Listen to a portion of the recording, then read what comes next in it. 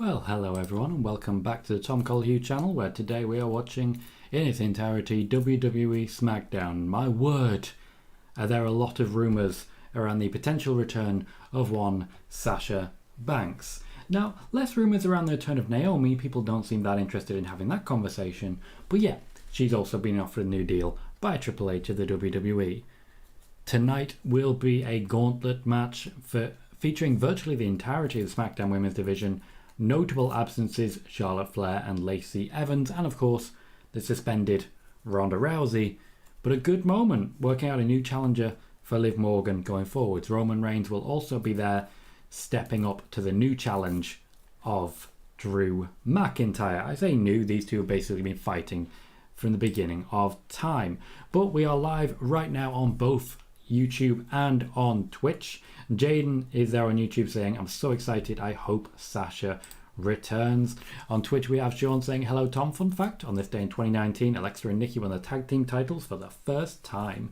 Thomas Phipps says, "Think it's more likely that Charlotte is the one to return personally." I agree there. Connor says, "Hello Tom." Carlos Colon says, "Charlotte tonight." I suspect we may see Charlotte tonight. We get a hello from Megan, and Bailey says, "What are the rules of a gauntlet match?" Essentially, all of the entrants are giving a random number that they personally draw, much like the Royal Rumble. They enter the first two, and then whoever wins that match stays in the match, and the next entrant will come down. The loser is eliminated. This continues until all of the entrants that have been drawn have competed and finished their match. Basically, if you're in a gauntlet match and you're the last one to be drawn, you're pretty much guaranteed the win. Eric says, "Who do you think wins the gauntlet match?" There is a huge amount of excitement about the idea of Shayna Baszler winning the gauntlet match. Now, I definitely think having Charlotte Flair wander in is very Vince McMahon and also kind of very WWE, so it's not impossible. But there's a lot of different ways it could play out. It certainly seems to me to be a way of teasing the possibility of a Sasha Banks and Naomi return. We are opening SmackDown with a recap of SummerSlam, featuring a lot of Raw superstars such as Logan Paul and The Miz, of course. Not really focused on the SmackDown side, are they? Megan is rooting for Shayna, as am I. Now, quickly to recap today's spoiler warning. I spoke at length about the new contract deals on offer to Sasha Banks and Naomi. We had a peak viewership of 125 earlier today, which I think is very good. 232 continues to be our record, but I think a large part of that was down to the rush of Vince McMahon Triple H interest, and of course the overall interest of SummerSlam. What we did get was a lot of new people who stuck around, and I want to say a huge thanks to everyone who did stick around, because they've been a huge addition to the show. Going up 125 without that additional bonus is a huge thing for us and really helps us grow going forward, so thanks everyone who's been dropping in. Jaden says, "I hope Shotzi wins. I don't want Liv to beat Shayna." I want an opportunity for Shayna. Win-loss, that's a different conversation, but Shotzi may be the better option to survive the loss. Hector says, "Tom, today is the 1-year anniversary of Messi leaving Barcelona. As a huge Barcelona fan, it's bittersweet. I've not supported them since, because you can't say you can't afford Messi but sign everyone and their kids." You say that, but they can't even register their new talent, so they are damn broke. Sean says, "Leo Rush just tweeted an hourglass. Is there any interest to bring him back to the WWE?" Some, but nothing significant enough that I would call it worth considering. Leo Rush, of course, is more focused on his music career at this point in time. And in fact, if you offer to talk about his music, usually you can get an interview pretty easily. Connor says, "For some reason I have this odd feeling that Aaliyah is going to do decent in the gauntlet. Maybe have them get a few upset wins. No idea why, just got a feeling." Personally, I think Shayna's going to have a good showing. I don't necessarily think she's going to win, but a good showing. Martin says, "We're back, and are we all excited for Lily's return?" I mean, that would be funny at this point. Triple H, no interest in the Lily character. We're not going to see Lily Lexi again, but still, that's a troll and a half. Welcome, Martin. How you doing, mate? We're opening with a big car featuring the Bloodline. Main event Oos is how we open SmackDown. They, of course, have no challengers at the moment. We have the Mysterios working against them on Raw, but that seems like a one-time thing. Strong reaction to Roman. Looks like another new t-shirt. Acknowledge the Bloodline. In an increasing collection of t-shirts. No sign of Heyman. Very interested that there's no sign of Heyman.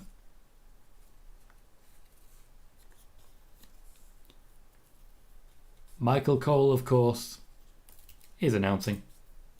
Michael Cole and Pat McAfee. Pat McAfee, I'd imagine, is going to be celebrating his victory over Baron Corbin. Will we see Baron Corbin tonight? That's going to be an interesting one. They are running down the card. Roman Reigns addresses Drew McIntyre. I'd imagine that's going to be our main event segment.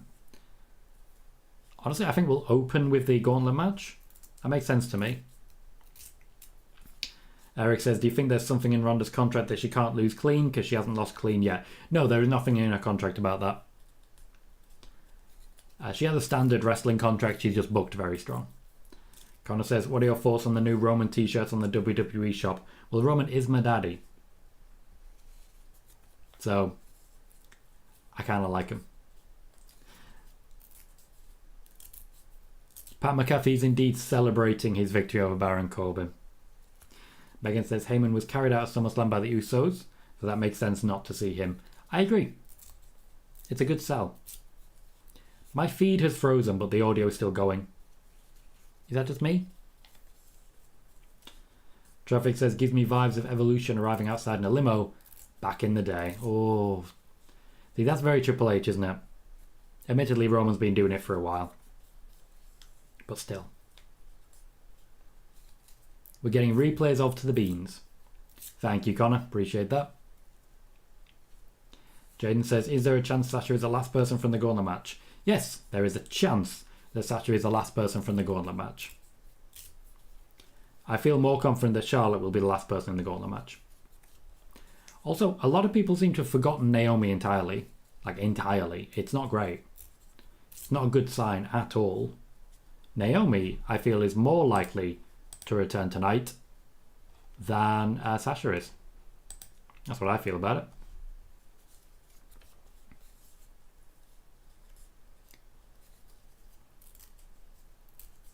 As hype packages go, this is not great. Lots of replays of a low blow. I'm not enjoying this. Connor says there's also a chance I'm in the Gauntlet match. That's true, Connor. That's true. We haven't spoken about your classification in wrestling yet, your assigned gender for wrestling purposes yet. There may be a reason for that. Thomas Phibbs says, I would love Naomi to return with Heyman in her corner. I agree. Naomi is part of the Bloodline, is very much on the agenda. We're approaching 10 minutes in, and so far all we've seen is replays. A lot of wrestlers and announcers backstage are laughing at Baron Corbin. Megan says Naomi has more reason to go back. Her family ties are a lot stronger, and she doesn't have as many outside options as Sasha does. I completely agree.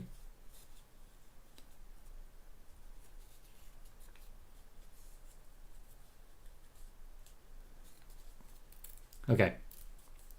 To be clear, what I'm just finding based on what's just happened is that SmackDown didn't have an opening match booked. I have questions about that. So until Ricochet saw an opportunity to call out Corbin,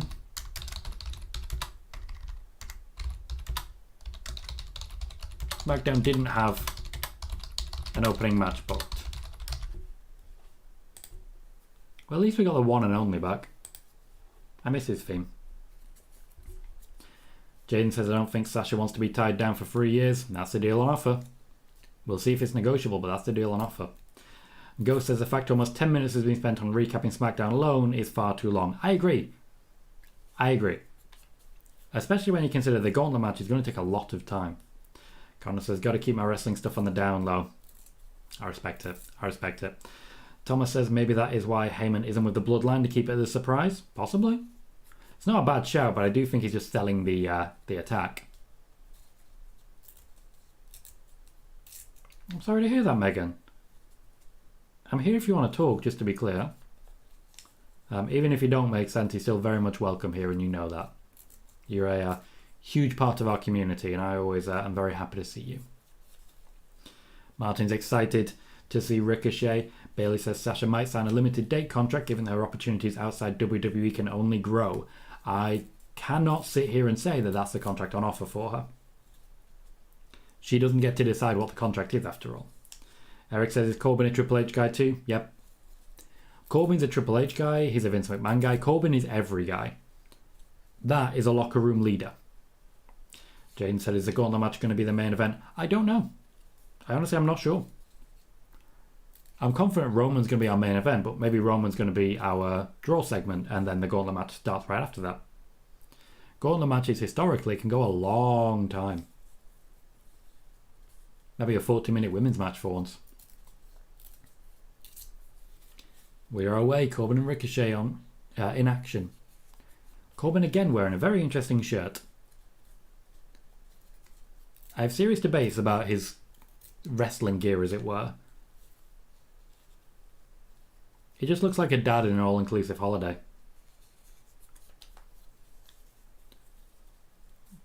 Corbin's putting Ricochet over as best he can here. Megan says Corbin is like the company guy on SmackDown for me. On Raw it's Seth, but on SmackDown it's 100% Corbin. Completely agree. You're absolutely right. Corbin's always been the company guy. Absolutely the guy. Thomas Phipps says Corbin is even a Colohue guy. You're not wrong. You are not wrong. He very much is. Connor says, the great chief once said, he's not a bad guy. He's not a good guy. Corbin is the guy. One of the first attempts at a heel Roman, that. It's amazing how often people don't pick up on the fact that Roman's been heel a few times. He just never lasts. Corbin very much distracted by Pat McAfee. Corbin undoubtedly going to win this match. Still an opportunity for Ricochet. Eric says, I wonder if we'll get Liv on commentary for the Gauntlet match. I think that's a good call. I think it's important to have Liv be visible and to sort of challenge her with that, because I can't remember her really being on commentary. But it's important that she goes out there and just, we find out if she's entertaining, you know? In that regard, I should say. Girl says, I'm liking the thicker beard and what appears to be new ink on Ricochet. Well, tattoos are no longer outlawed. For the longest time, Vince McMahon did not want his wrestlers to get tattooed. He didn't want tattoos to be visible. And yet here we are. It's one of the main reasons Roman had the chest protector for so long. Now here we are. Now admittedly this changed before Vince left. Quite a bit before Vince left. But it is a change. It changed about a year ago for Finn Balor once he had his hand tattoo. Megan says, did anyone see Max Caster's rap from Dynamite? It was quite good. I've not seen it. I imagine it was a lot better than John Cena's raps, but I always liked them. Jay Quick says, I think at this point a little old lady crossing the street could be Corbin.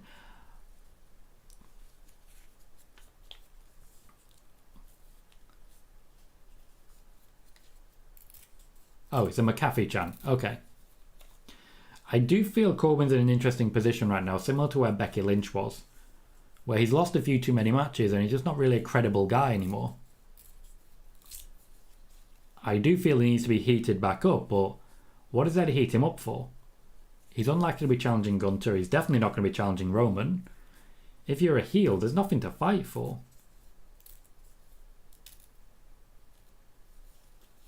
A miss for Ricochet. Nice into the post. Commercial break. I'm feeling commercial break. Commercial break. Thomas Phipps said, personally think Corbin loses via distraction from Pat. Maybe that's certainly playing into this. I worry that that's basically his entire future. Maybe he'll be a loser until he gets drafted to Raw. Hector says, imagine the smile on Ricochet's face when Triple H told him beyond tonight's show, considering how badly booked he was for the most part under Vince. Well, to be fair, he did have an Intercontinental Championship run under Vince quite recently. Now, admittedly, if you've heard him on the most recent Up, Up, Down, Down Battle of the Brands video, certainly didn't seem to be too happy with his lot in life.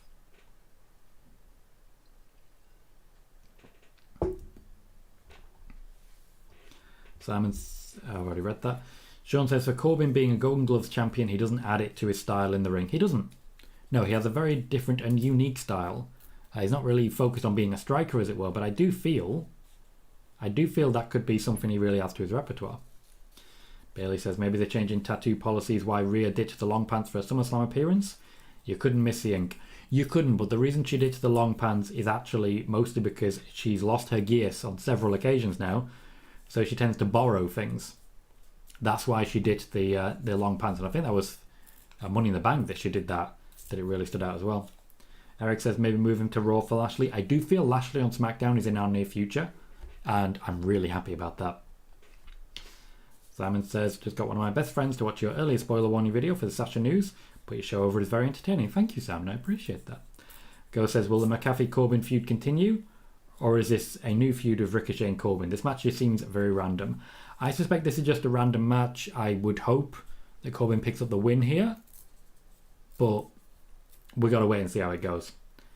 There may be a plan in place for Ricochet. More Ricochet versus Gunther maybe, or something of that ilk, but we are where we are.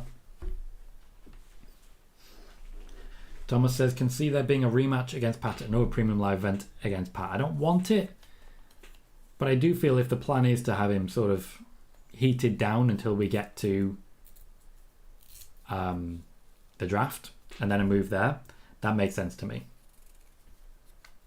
Jay Quick says, do you see Corbin versus McAfee at the UK show? Personally, no, but today will tell us more about that. Connor says, Mr. Tom, what is the chance of us getting a heel Ricochet anytime on the main roster now Triple H is in charge? I would not mind it. We are overloaded with heels on Raw and on SmackDown. I don't see it coming personally. Sean says, Lashley takes the belt with him to SmackDown if he's still champion by the draft. Yep, at which point Gunther goes to Raw. Once again, I think that's a good option. Have Gunther beat some people down on SmackDown, then have him wander over the other side. We can do a championship trade, which would be fun. Eric says, can you see Liv and Bianca switching brands in the draft? I worry that Liv will not necessarily be the champion by then. I think Ronda may have reclaimed it by then. Jane says, is Sasha returning? Great question. I shared a lot of details earlier on during spoiler warning as to the future of Sasha Banks. So we'll see how that goes. Cop, welcome. Says, what's the last time the US title was on SmackDown? I believe it was about 3 years ago. The US title was on SmackDown.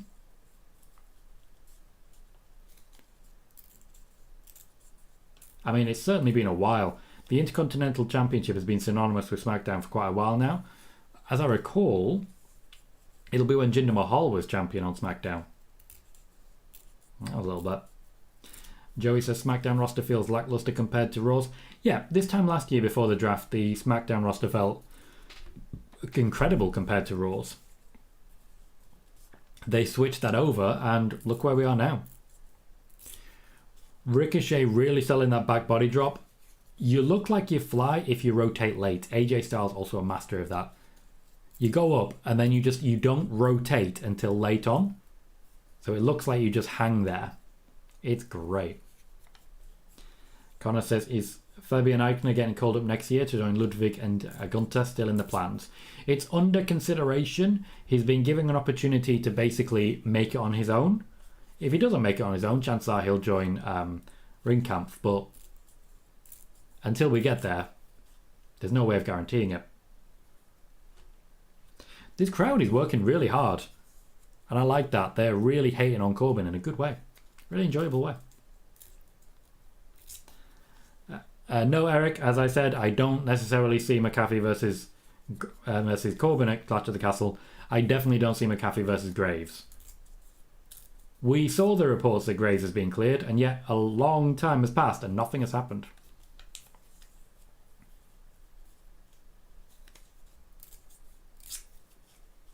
Hector says, I really hope Butch gets a similar pitch to Ciampa. Just let him wrestle a lot and put on clinics. Hell, bring back the Pete Dunne theme while you're at it, because the image of him coming out with a title in mouth was always a great presentation. I do agree when it comes to Pete Dunne, but I also think that this Butch character is actually unique and interesting. So I don't hate it. Simon says, what's happened to Bobby Roode, Tom, after the Dirty Dog split after Ziggler's recent singles push versus Theory? The Ziggler push against Theory might not be happening, so I'll say there. Might not be happening. Nicely done by Corbin. When it comes to Bobby Roode, he's not injured to my knowledge. Oh, lovely. New move for Corbin. Not necessarily going to be injured. I do believe he's going to go back to what was the original plan for Bobby Roode, which is management and coaching backstage. Megan with the stats, and the US title was last on SmackDown in 2019, so yes, 3 years ago. Samoa Joe is champion and moves shows during the Superstar Shake-Up. Do you remember the Superstar Shake-Up? Good times. Do you remember Samoa Joe? Good times. Jaden says, who do you think is starting the Gauntlet match? Shayna. I think Shayna's starting. I think she's having a good run. Don't worry, Megan, I got you. The crowd definitely into this. Ricochet's having a good showing here.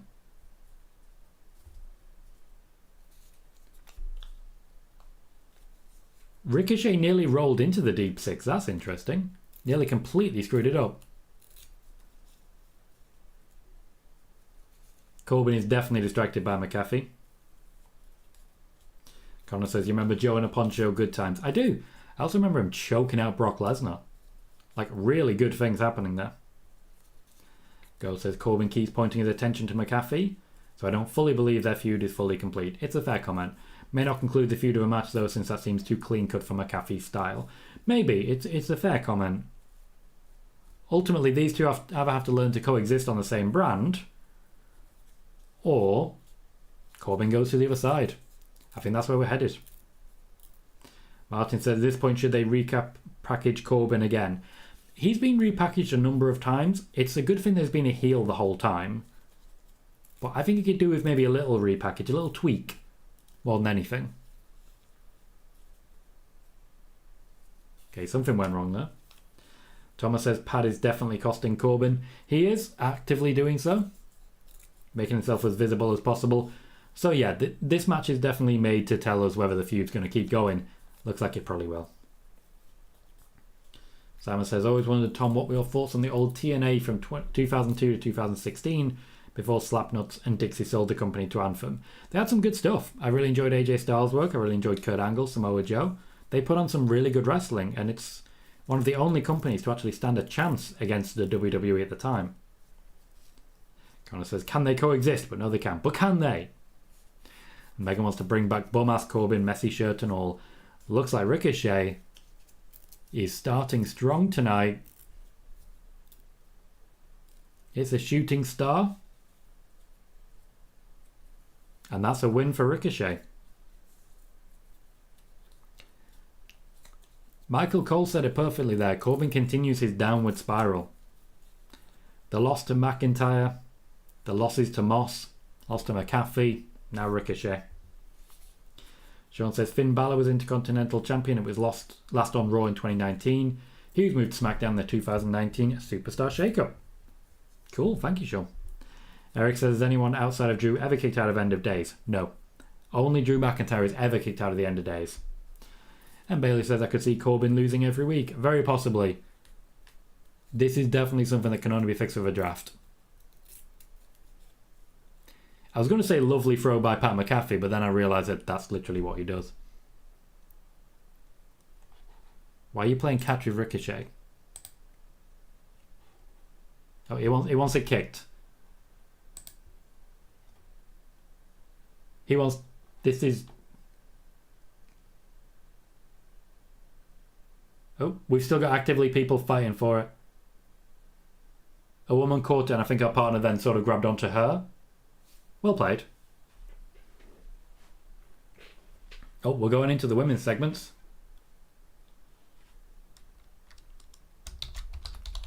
Corbin's losing streak. Might need a draft to set him right again. So we have 7 entrants for the Gauntlet match. Natalya, Raquel, Shayna, Sonya, Shotzi, Xia Li, and Aaliyah. That may be the order. We'll see how it actually plays out. Sami Zayn! I missed him so much in that 1 week that we didn't see him. Also speak to Roman. Jermaine says, could this be the WWE way of giving us a different version of Bum-Ass Corbin? Possibly. I think it's just sort of sending him sideways in the draft. It's a good way to do it. Good chance to put other people over and then have him sort of rebuild elsewhere. John Paul, welcome. Says Corbin is jobbing, but unlike the 1980s, jobbing pays good. Jobbing does pay good. Corbin's on a decent contract. It surprises me that he's never had like a top level run. I still think that day is coming, but with Roman where he is, it seems impossible. Sean says, how long do you think Ronda's suspension will be? I don't think she'll be a Clash at the Castle. I think she will be there in time for Survivor Series, though. Connor says that American football is a new 24/7 title. Beach Bowl should always be a 24/7 title. There should be a Beach Bowl championship. Just don't like Cesaro anywhere near it. Megan says Corbin's last win on TV was a Battle Royal last month. His last singles win, his last clean win, was in February this year. He beat Cesaro. He does have a DQ win against Moss a couple of months ago, but that doesn't really count. It really doesn't. I know it still goes in the win column, but it really doesn't count. Thank you, Megan. Appreciate that. Like, we try to be as well informed as we possibly can on these channels. It's a vital part of how we do things.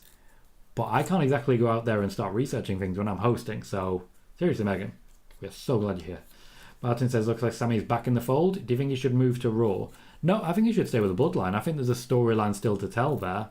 I'd like to keep him on SmackDown personally, but I would like to see Kevin Owens move from Raw to SmackDown. Simon says, I know Rosemary will always most likely stay loyal to Impact, but you'd think she would be a success if she ever joined the WWE? Yeah. Rosemary is one of the best women in the world when it comes to wrestling. She'd succeed anywhere she goes. Ghost says, little reminder in case anyone forgot, Crown Jewel in Saudi Arabia is currently planned for November 5th. Don't be too shocked if advertisement storylines begin after Clash at the Castle or the Draft. I'd imagine it'll be Clash at the Castle, then the Draft, then Saudi Arabia, then of course Survivor Series. Eric says, do you see Sammy getting a better crack at it with him being a Triple H guy? I wouldn't necessarily say he's a Triple H guy. I wouldn't necessarily say that. I don't understand not everyone is a Triple H guy. I don't think Sammy is. But I do think he's still going to have a solid foundation to build on, and he'll get opportunities.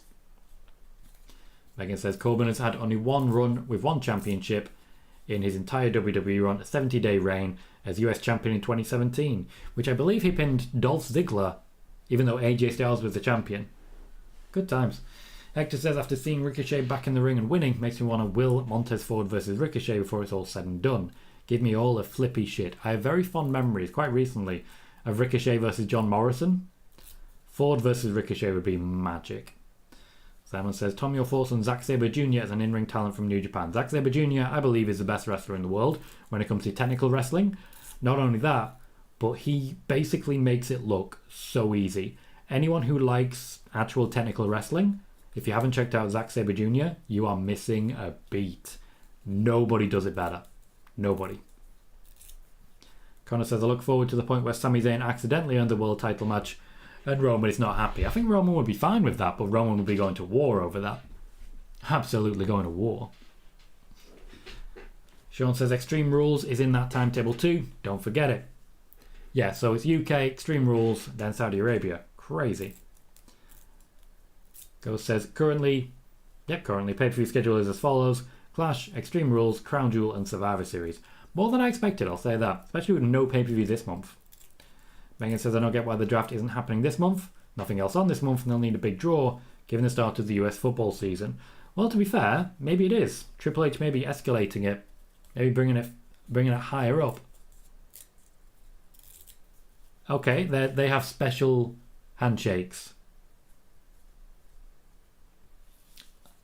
Either one of the Usos likes Sammy more than the others. Jermaine says, I think Shotzi's winning this because WWE for a few weeks have been setting her up with a winning streak, so it would make sense.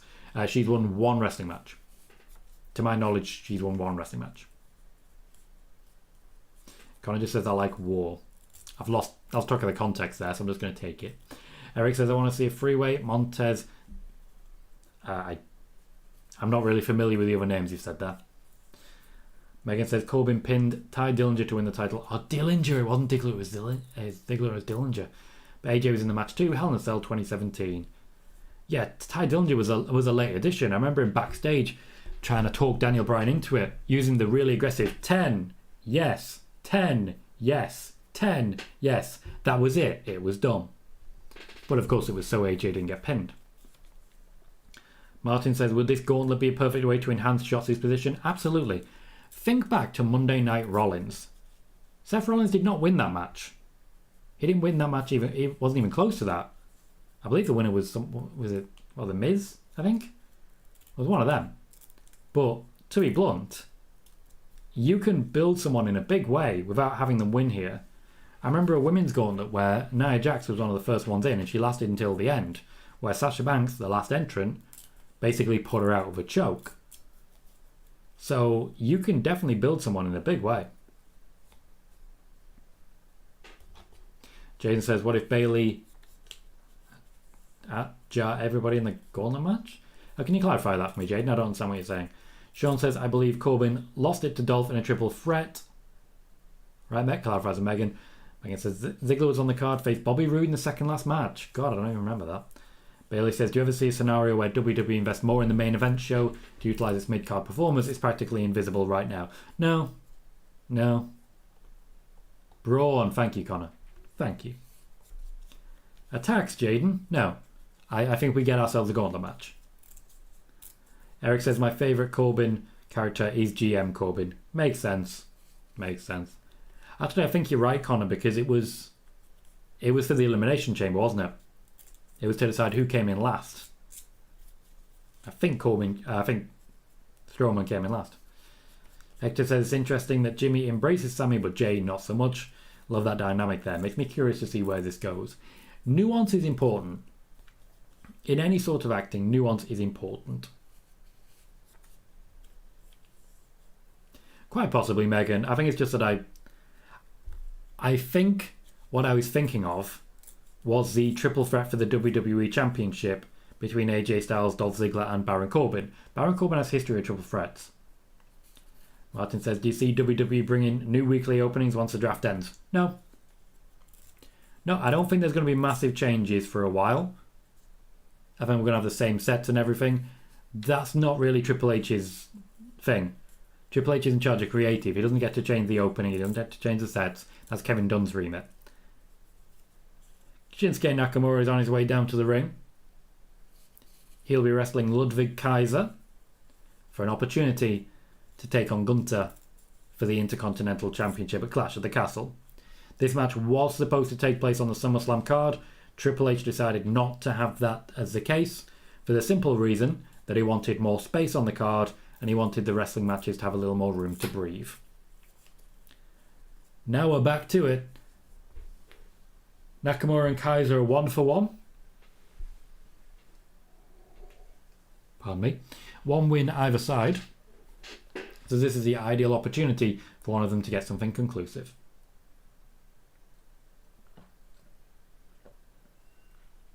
See, there you go, Megan. Triple threat again. Ziggler did pin Corbin to win the US Championship Clash of Champions 2017. Corbin hit Bobby Roode with an end of days, but before he could get the pinfall, Ziggler hit Corbin with a zigzag for the win. And then I believe this led to Ziggler abandoning the United States Championship, quitting, coming back at the Royal Rumble, and nobody talking about it. The weird time to be Dolph Ziggler. Weird time. Connor says, Mr. Tom, to give a twist on the old, who would you swap from WWE to AEW and vice versa? I will ask if you could swap one WWE commentator and AEW commentator, who would you pick? Baron Saxton for Excalibur? I mean, I'm there for it. I'm there for it. I can make that work. Jermaine says, I believe Shotzi has 2 or 3 victories the past 3 months with her new finisher. That's why I said she has a winning streak going. I can't recall that. Let me check. Let's find out what's going on here. Shotzi cage match. Easiest way to check it. There she is.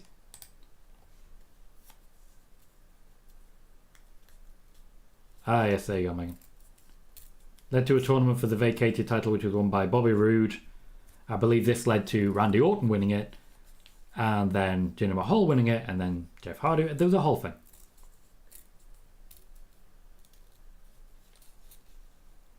That doesn't necessarily mean that she's going to get involved in everything there, Simon. Megan is already there. I'll just leave you to that then, Megan. Just going to go in there and close it. Just go in there and close it. Oh. Oh, so Shotzi's page isn't the most flattering. I looked down at alter egos and the first thing it says is Joey Ryan's penis. That's not a great thing. That's not a great thing. Just going to close that and pretend I never saw it.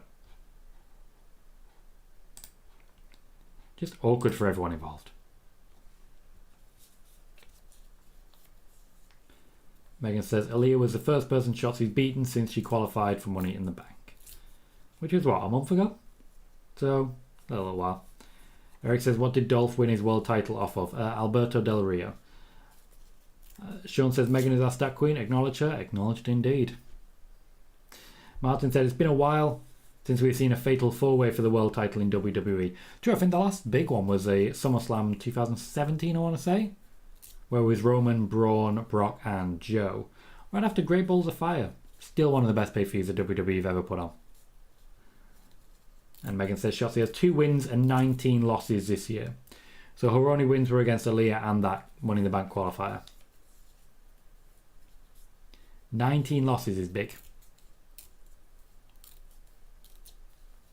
Just unnecessarily big.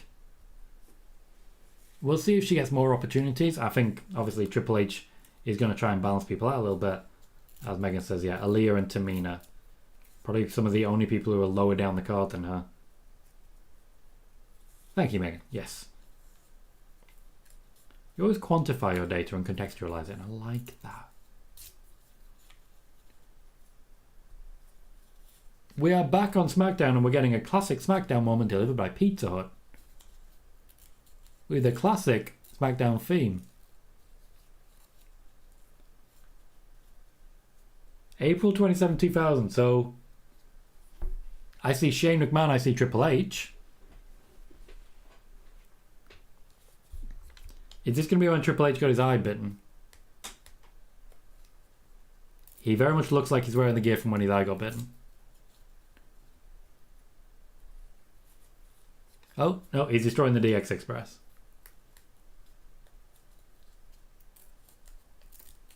I mean, this is different. I like that Austin very nearly missed the DX Express. I didn't realize at the time, but he very nearly missed it.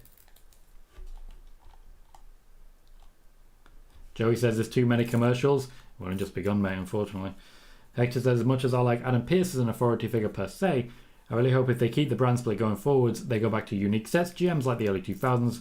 I want SmackDown and Raw to feel different and make them want to constantly one-up each other. It's an underrated part of the story I miss. I agree, and it would make Survivor Series feel like a much bigger deal. Code Villain says, you all see the hate online about Triple H? No, I didn't. I didn't see any hate online about Triple H.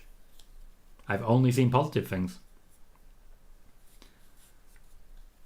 Ghost says SmackDown is currently trending number 1 in the US, along with Ricochet, Happy Corbin at 20, Kross at 22, and Sami Zayn at 29. Yeah, that report that Karrion Kross might one day be making a return to WWE certainly made the rounds.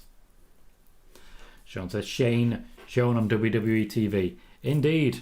Indeed. I'm surprised by it, but hey, Triple H might be bringing Shane back. You want to talk former WWE superstars that might be making returns? Look no further than Shane O'Mac. Certainly had his unpopular moments, but doesn't necessarily mean it's all over. Ludwig Kaiser is in the ring. A lot of black and red. I like the aesthetic of this match in every possible way. And while I have you, if you're currently watching on YouTube, please do remember that you can hit the like button. Every little thumbs up can make a big difference to the growth of the channel, because every little thumbs up pretty much guarantees that new people are going to come in. The chat rate, the likes, and subscriptions are the main thing that drive traffic to the channel. So please do remember to hit like. Every little thumbs up makes a massive difference. And we are in action. We have a quiet Nakamura chant that's building some momentum. Megan says, here's a not so fun fact. In 2022, Sonya Deville and Nikki Ash have 100% lost records. We're in August and they have lost records like, oh wow. Sean says, I think I saw that same report about Karrion Also saying Dexter could be coming back also. Essentially, they're going to be listing everyone who was working with Triple H in NXT. It's like football transfer rumours. When Jurgen Klopp first came to Liverpool, he's a German man. So every single German football player was suddenly being linked with a move to Liverpool. Every single goddamn one. Even though Jurgen Klopp, not that interested. I suspect that's what we're going to get over the next few weeks. Lots of rumours saying, oh, this person's coming back, oh, this person's coming back, and so on. Jermaine says, remember Nia Jax didn't win a single match one year, and yet she beat Alexa Bliss to win the Raw Women's Championship at WrestleMania. I honestly didn't know she didn't win a single match the year before. But I will say, that was when Nia Jax was really popular. She got big chance. She was a face for a while.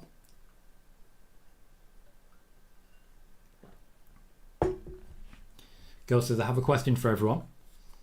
If WWE were to return to having GMs on each show, which former GMs would you choose for each show? Good question. Good question. If I'm going there, I'm going Eric Bischoff for Raw. And I'm going Paige for SmackDown. I really liked Paige as a GM of SmackDown. That worked brilliantly for me. I was very happy about it. Megan clarifies 21 losses for Nikki, 23 for Sonya. Most of which I'd imagine have been to Naomi. Connor says, same thing has happened this year with Ten Hag. Been linked with every Ajax, ex-Ajax and Dutch player under the sun. Yep. Same thing. Megan wants anonymous Raw GM. Thomas Phipps wants Teddy Long. Just quickly on the Ten Hag thing there, Connor. One of my favourite ways to check the trustworthiness of a newspaper is to check how often they're right with their football transfer reporting. For example, the best newspaper for accuracy of football transfer rumours was The Guardian, 46% over the last, I think this was 2019 to 2020, last time I really checked it. The Sun, their accuracy was 4%. 4. Now what that tells me is that there is considered an adequate level of inaccuracy in the reporting. The Sun are comfortable with a 4% accuracy level in their reporting, whereas The Guardian are comfortable with 46%. Says it all for me. Martin says it could have been better for Fabian Eichner, would have joined Gunther and Ludwig, could give them a good spot in the tag division if it had happened. I don't think they want them in the tag division at this point. I think they're very happy to have them in the Intercontinental Championship division, and I think there's a lot of good things coming for Gunther. Now, I think Fabian Eichner was tailor-made and ready to take that spot. We could have had them in both divisions. But at the same time, I think with the Usos with their stranglehold at the top, there's not much point being in the tag division at this point, unfortunately. Kevin says Nia Jax's first opponent was Britt Baker. Yep. Traffic says I think talent who left because of Vince or creative or whatever, it's still going to take time to get them back. If I was one of them, I'd still be wary of Vince having a big hand in the product behind the scene. Vince does still have a hand in the product behind the scene. Got to be blunt there. Got to be blunt. But what I will say is that a lot of the people that are rumoured to come back already have pretty ironclad contracts elsewhere. Megan says the worst run on the men's side is Jinder. 28 losses, but he does have one win, so his loss record is only 96.6%. John says, Tom, did you see that Parker Boudreaux, formerly Haaland, debuted in AEW? I did see that. We'll see how it goes, because he's not under contract there. He just was basically given a tryout. Simon says, I absolutely loved, was my fave, Steph as babyface, am GM in 2002-2003, Ruthless Aggression era, the SmackDown 6, Lesnar era. Was she GM of the SmackDown 6? Because I don't believe she was. I believe that was a different brand. Hector says, Cole just announced that Nakamura Gunther for the US title will take place next week on SmackDown. I really hope Gunther has a chance to defend it at Clash, because not seeing the title defended on pay-per-view is just perplexing. Very fair. As I say, it was taken off of SummerSlam. I was hoping to get pushed back to Clash, but if that's not happening, then I'm very disappointed. And so you shouldn't, Connor. Sean says, who's Fabian Eichner? I believe it's Giovanni Vinci in NXT? I'm not sure. Simon says, what's your favourite ever Cowboy Brock match, Tom? The one we've just had. I mean, it's Cowboy Brock, so that limits us to what, 3 matches? It was definitely the last one. Joey says, at least the crowd has energy tonight. The crowd has a lot of energy. The crowd has been given a lot to the wrestlers so far. Been given a lot. And Megan says it would be a stupid move to not have Gunther in front of a UK crowd. He's over as all hell over there. He is. I completely agree. Maybe Ludwig Kaiser's going to get in the way and stop Nakamura from picking up the win. Maybe he'll get pushed back to the pay-per-view. Who knows? Maybe we'll get 2 matches. Nakamura at the minute in a good position. Crowd are still hot for him.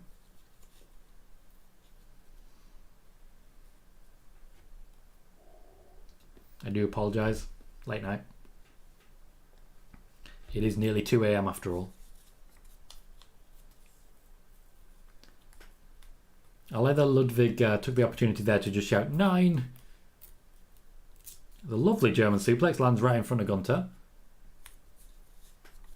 This is not really Gunther's game. He doesn't like to be someone who just talks. He likes to be someone who just batters people.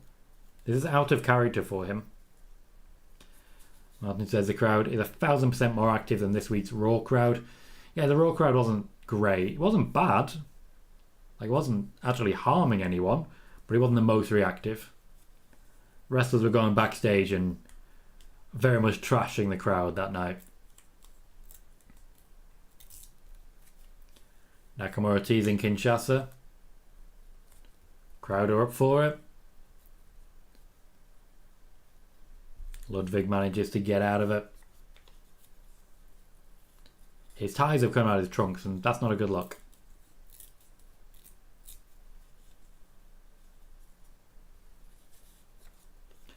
Jermaine says Paige is the GM for SmackDown, then it has to be when Bayley and Sasha are called the golden role models, so she can always go after them because they're just a bunch of despicable heels. That's awesome. I mean, that's just fantasy booking in the extreme. Megan says if Gunther does appear on the UK show, it will not matter what music they try and play. People are going to sing the old Imperium theme as they should. They will. The UK crowd don't give a shit. That's the thing. I'm excited to see how American audiences react to when they go to the UK and we get the UK chants. And we're asking, hey Bayley, I want to know, if you'll be my girl. I don't think American crowds are ready for us yet. I remember the UK crowd chanting, are you watching Vince McMahon? During a NXT UK takeover in Blackpool. I was one of the people chanting that. I don't know if they'll chant that this time. Going for the Kinshasa again. This time it's landed. Nakamura picks up the win. And we'll get an opportunity at the Intercontinental Championship. Pat McAfee then angrily points a pen at Gunther.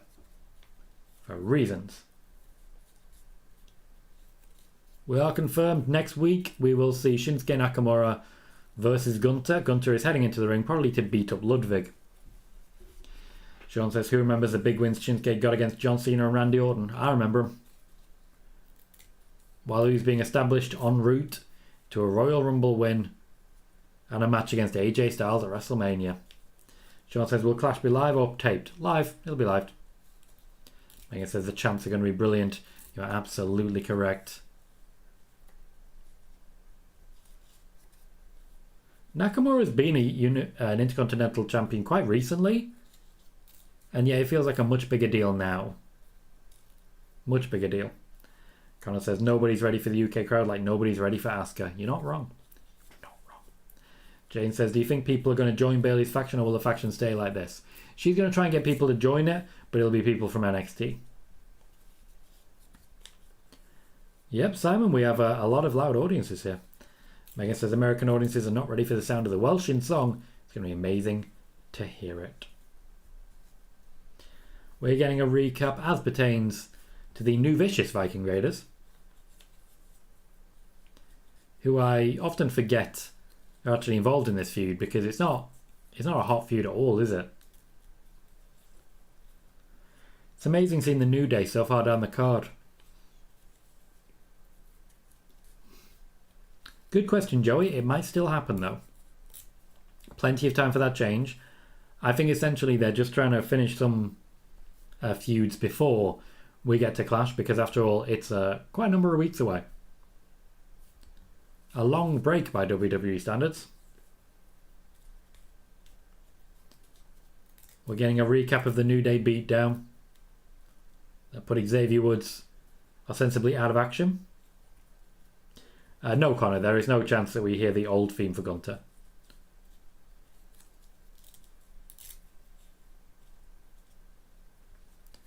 The new Vicious New Day. I'm sure I have a lot to say to the new Vicious Viking Raiders. Megan Morant interviewing Kofi Kingston backstage. Sean says, I think Asuka should stop saying no one is ready for Asuka. It only made sense when she was undefeated. Yeah, people are ready for Asuka now.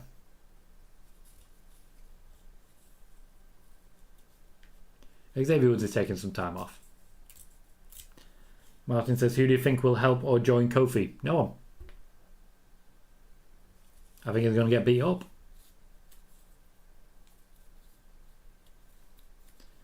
It's worth pointing out that Jinder Mahal and Shanky could still technically be involved on his behalf. I'd like it if Shanky would come down and sort of help out. It's an option. Hector says, say what you will about Shinsuke. They never changed his theme or name. Well, they did change his theme. He had a completely different theme for years. The Kinshasa is still such a devastating finisher. I remember the night he was called up on SmackDown, I popped so hard, interrupting a segment from The Miz before The Miz was drafted. Megan says, Woods is one of the busiest guys in wrestling and it's not even close. You are not wrong there.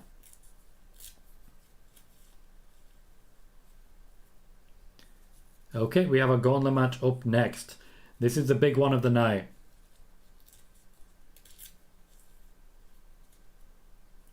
Liv Morgan sounds like he's going to get a promo for the draw segment to talk about the controversy.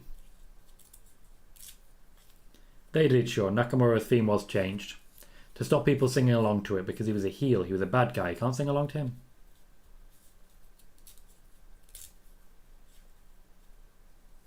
I remember that, Hector. That was after the mixed tag match where John Cena proposed to Nikki Bella. Do you remember that? Do you remember they had a thing? Way back in there. Way back in there. True, Megan, people did just keep singing it. I think that's one of the reasons they eventually turned him back. Also, it wasn't working. I liked the heel turn at first, but he ran out of opponents pretty quickly. For me, it just ended up being a bit too much. Thomas Phipps says Ciampa versus Lashley should be very good. It should be. It absolutely should be, as long as they give it time, which I'm sure they will under Triple H. It'll be a good match and it'll be a good reintroduction to Ciampa on the main roster. Which really, he needs it. He's on the main roster, he's been on there before, he's been on there as DIY as well. But we need some element of reintroduction as to what he can do. The match with Styles was very good at that, for that purpose as well. This will clearly show an extra level of seriousness about how he's going to be used going forwards, which is a real necessity. Ciampa is not someone that's been taken seriously for a while now. I think they can do a little bit better by him.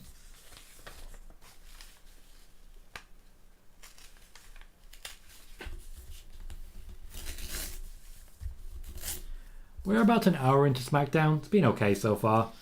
Fairly paint by numbers, only the 2 matches. Lots of recaps, more recaps than I expected. Ricochet has defeated Baron Corbin. Good opening match. Standard. Nothing particularly special, but good.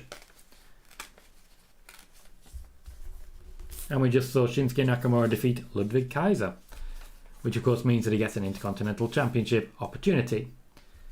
We've seen Roman, we've seen Sami, we've seen the Usos. We know there's going to be some involvement later on in the night. We haven't seen Paul Heyman yet.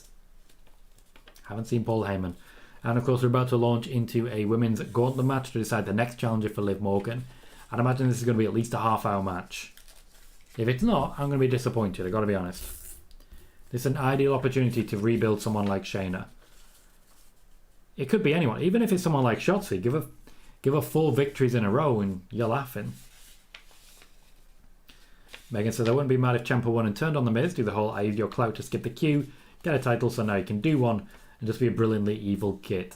I don't think he has any chance of beating Bobby Lashley. I really don't. Lashley's currently the number 1 babyface on the male side of Raw. So quite telling, really, where we are. He's higher up than Matt Riddle. He's higher up than... after that, that's a struggle, isn't it? Than AJ Styles and Edge, for example. Thomas says, personally don't see Ciampa winning, but it wouldn't surprise me if he did, and I wouldn't be against it. I think a lot of people would be behind it as a concept. And Martin says, do you expect WWE to receive more ideas from legends like Mick Foley or Bret Hart into creative down the line? I think they'll take ideas. I don't think long term they'll listen too much. Hector says, Tom, what do you think about Fightful's report earlier in the week? There's chatter of bringing back normal Survivor Ciampa. That theme was always so damn good. People hated that theme.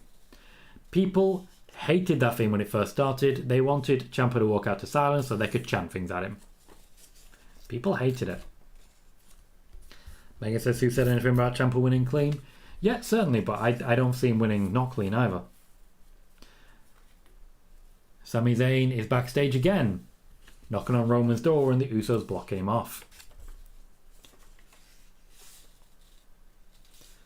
Jermaine says, please give me at the UK pay-per-view a one-on-one match between Asuka and Io Sky. Now, be my perfect birthday wish. I've been a good boy. That's all I want. I don't care who wins. I just want that match. It's coming. There is a reason Asuka and Io Sky made a point of not being involved physically at all during Raw. There is definitely a match incoming. Megan loved that theme. Bailey says, who's your most underrated performer on the roster? Dakota Kai. You don't know how good she is yet. You really don't.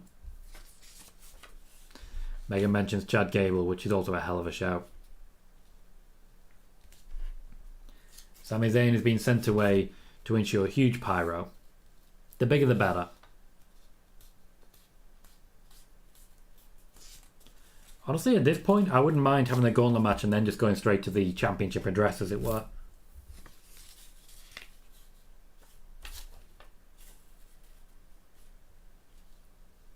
Pat McAfee with an honorary idiot line. Liv Morgan gets the draw segment. I'd imagine we're going to see that quite a bit. Kayla Braxton in the ring, ready to introduce. They're trying to get a big response for Liv.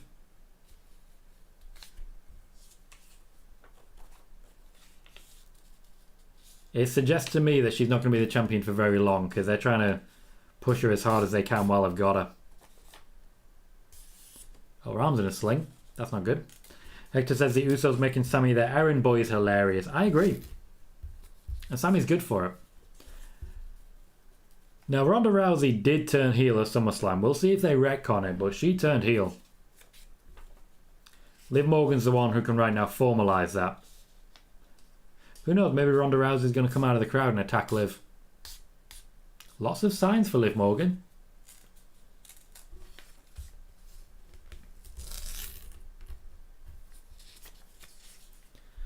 Now, Liv Morgan, as we know, they made it clear that she is not Ronda's equal at SummerSlam. She may be the champion, but she feels very much like champion in waiting, unfortunately. Megan says the whole point of Ronda versus Liv at SummerSlam was to turn Ronda heel. I agree, but you look at reports that are coming out of PW Insider saying, oh no, she's still a face. Sean says the last time Ronda broke her suspension, she got a title match against Alexa Bliss. Well, certainly that history could repeat.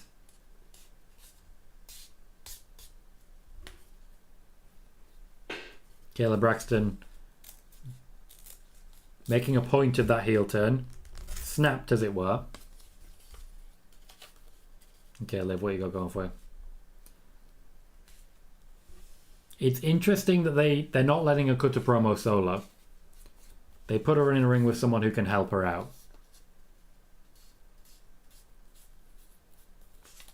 Mixed response from the crowd. There are some boos out there.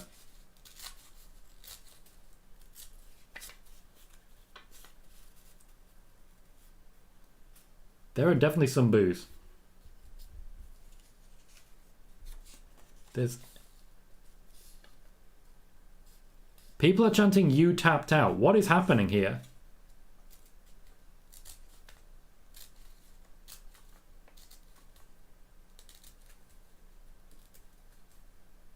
Okay, they cut my feed there. I didn't hear what she said. Bailey says the Sami Zayn interview with Steve Austin was very good. He's comfortable where he is at this point in his career. He did recently sign a new contract. Seems pretty happy. People are booing Liv.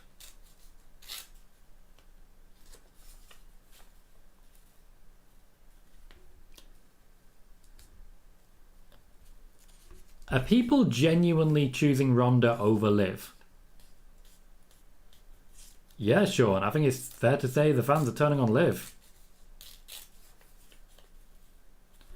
Thomas says this can't be the reaction that they wanted to hear. They need to give her a big heel to work against that she can actually beat.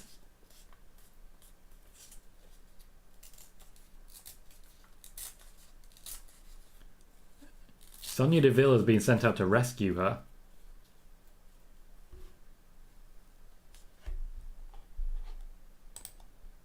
Okay, there needs to be a rescue here. That was a strong negative reaction to Liv Morgan. She's only just become the champion. This is a Nikki Cross stuff again.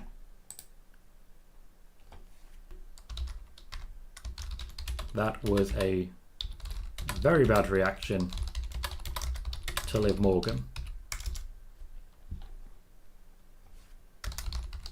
Sonya Deville has been sent out to rescue her here.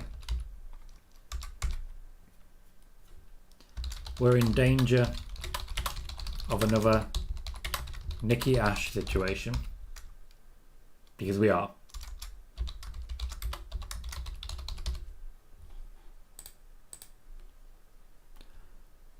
We're supposed to be booing Sonya Deville pretty heavy now. But it's not happening.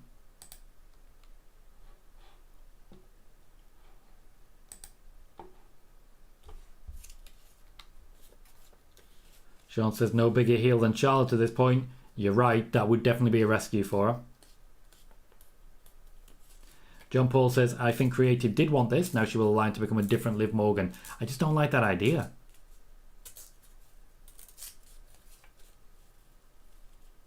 You seem to be on the right track though, John Paul. That's what's happening. Martin says, looks like the crowd is turning on her. Guess they need the most hateable women in the roster to maybe fix it. Charlotte's the one. Charlotte's definitely the one. Liv swore. Gotcha, Megan. John Paul says, everyone was saying Ronda made a heel turn. That was no heel turn. She got ripped off. They had to expect this reaction.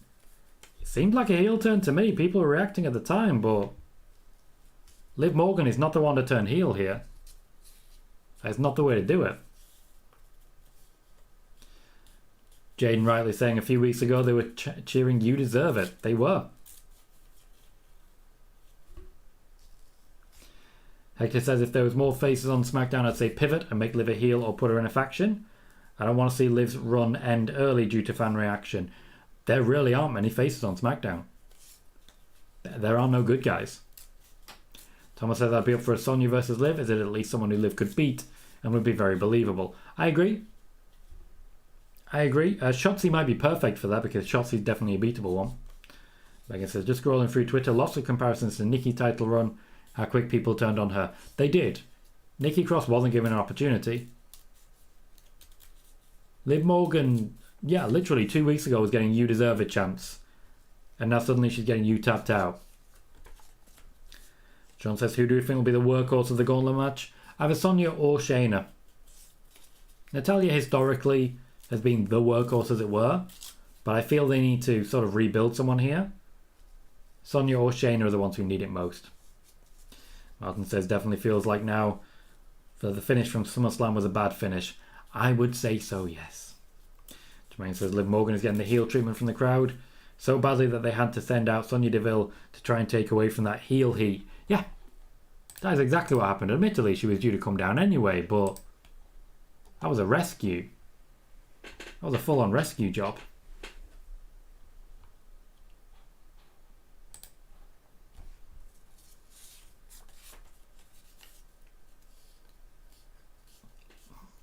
A little awkward from Aaliyah so far.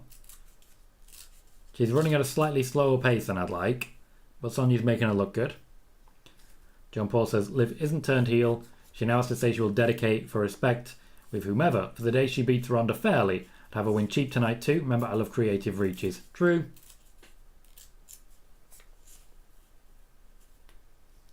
Are people genuinely chanting Ronda Rousey? Because people really wanted Rousey to turn heel.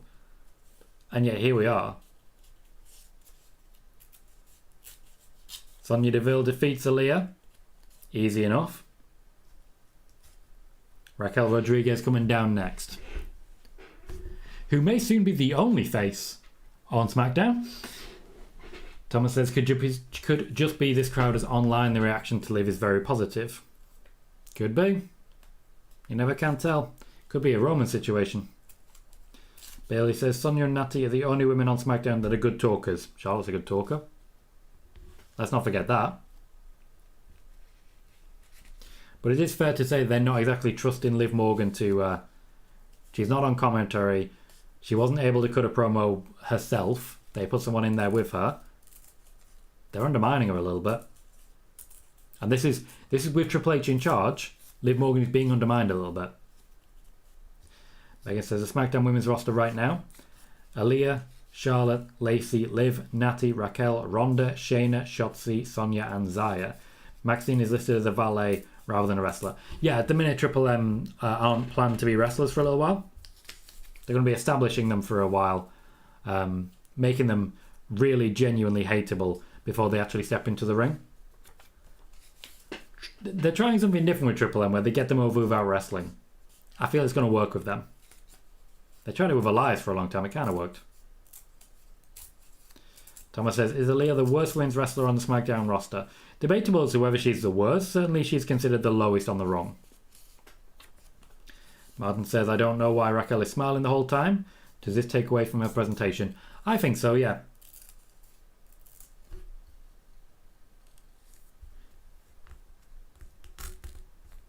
Fans are chanting for Liv Morgan. It's a mixed response. Very mixed response. But yeah, Aaliyah's definitely down the totem pole. Raquel, I feel, could do without all the smiling. She's been told to smile by Vince, no question. But it's not fun. It's not fun. Hector says, I don't think Liv is a bad wrestler by any means, but having her face Ronda and potentially Charlotte at some point could be her only hurdles because they're two of the best in ring. After those two, I think she'll have a chance against every other opponent on SmackDown. They do need to sort of bring her downwards a little bit. I think that's Sonya losing.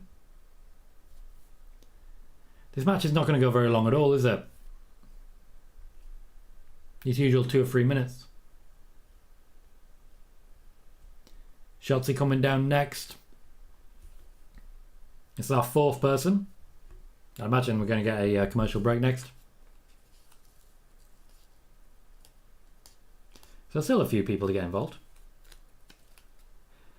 Sean says, remember a crowd can kill a push, for example Andrade. Ask her as well. Ask her.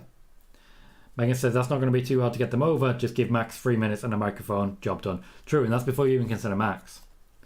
Thomas says, give us NXT Raquel. I don't see that happening anytime soon, unfortunately.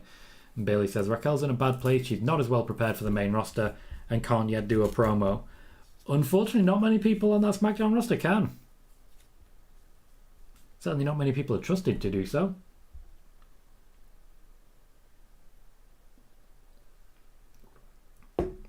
Megan calling for NXT Shayna. I like that. Who's left? We've got Natalya, we've got Shayna, and... who's the last one? I can't remember the last one. But yeah, if they want to get Liv cheered, it's going to be Charlotte Flair, surely. If they don't... Xia Li, thank you, Sean. If they don't, they'll have to put her against someone popular. So Raquel Rodriguez is going all the way. See how it plays out. Joey says Raquel needs to stop smiling. I agree. I definitely agree on that one. Not everyone needs to be the whole classic white meat baby face who just grins at every possible opportunity. Things could be absolutely collapsing around them. Everything could be on fire and there'd be that dog just like, this is fine. This is all perfectly acceptable.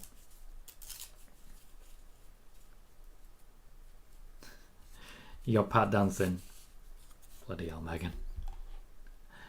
If you're currently watching on YouTube, please do remember to hit the like button. We currently have 12 likes. We have 11 likes on the show and 169 views.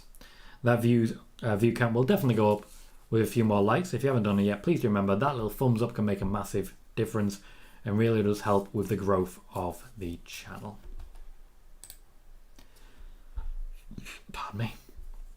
Larry Bongo is here. Hello Larry, how you doing? Thomas says, personally think that we will have a big swerve at the end of this gauntlet. So Charlotte then. Bailey says that's going to be a rough return backstage for Liv. That interview sketch potentially took weeks off her title run. Potentially, or that might be what they're aiming for. It's hard to say with any sort of certainty as to what they're actually planning. I do think it's caused her a lot of damage though.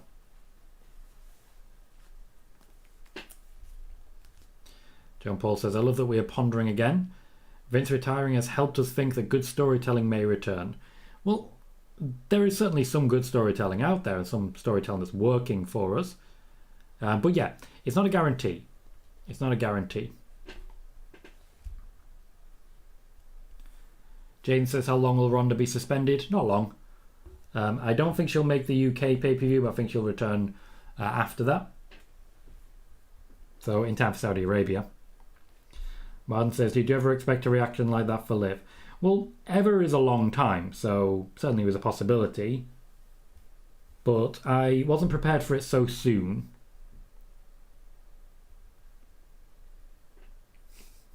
Well, Larry, sorry to hear that. Like, that is a freak accident right there. Not what you want at all. We are back into our gauntlet match. Shotzi and Raquel Rodriguez in the ring continuing the match. So far I've had 2 people eliminated and the match has lasted about 10 minutes. This is not the same as the 40-minute opener that we had when Seth Rollins beat Roman Reigns and John Cena. Joey says this Liv Morgan title reign is turning into Nikki Ash. Yep. Jane says she's advertised for the UK pay-per-view. She's advertised for everything, mate. Can't subject to change. Doesn't really mean anything.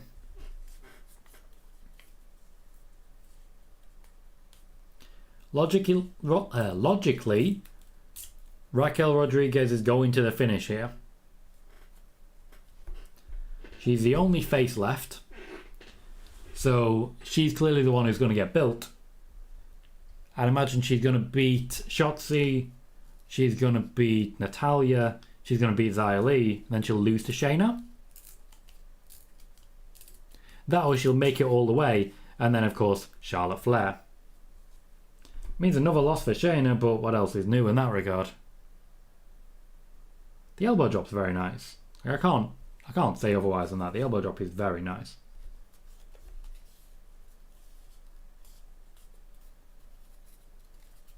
And there's a powerbomb. Sean says, do you think we will ever see face Charlotte again? No. No. I think they're very happy to have her where she is. Shotzi's gone. Xia Li up next. I don't know why she brings the headgear out if she's just going to throw it on the floor. It's rude. Larry says, I know awful. I had to leave a big 2-litre bag of washing up liquid. When £1.69, I had a 1.5 mile walk home. Well, that's the only way to balance it out, isn't it? Just leave that. It's so heavy.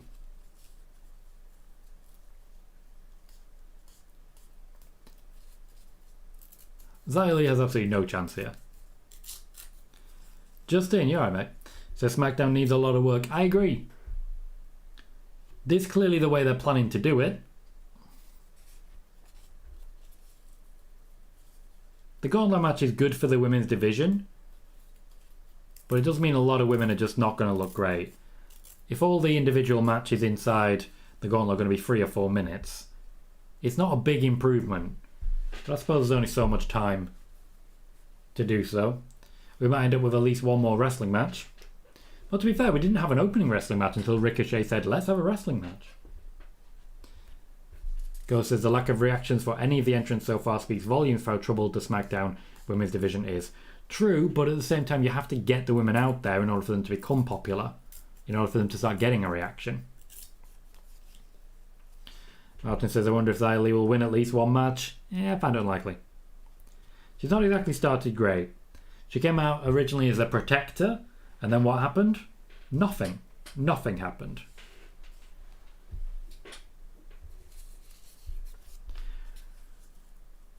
The attack on Raquel Rodriguez's knee really does suggest to me that Charlotte might be coming in. Justin says, kind of shocked Liv got booed. Me too. Me too. Did not see that one coming. Suppose I should have. Wrestling fans, innit? I believe Daniel Bryan's phrase was fickle. Fickle. Fickle.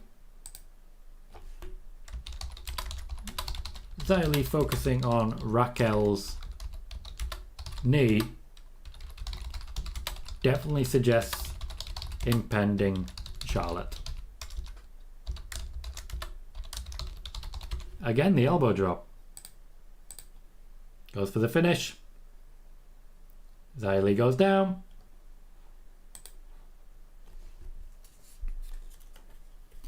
And that's Xia Li gone as well. Hector says, I really hope they figure out what they're doing with Lacey Evans.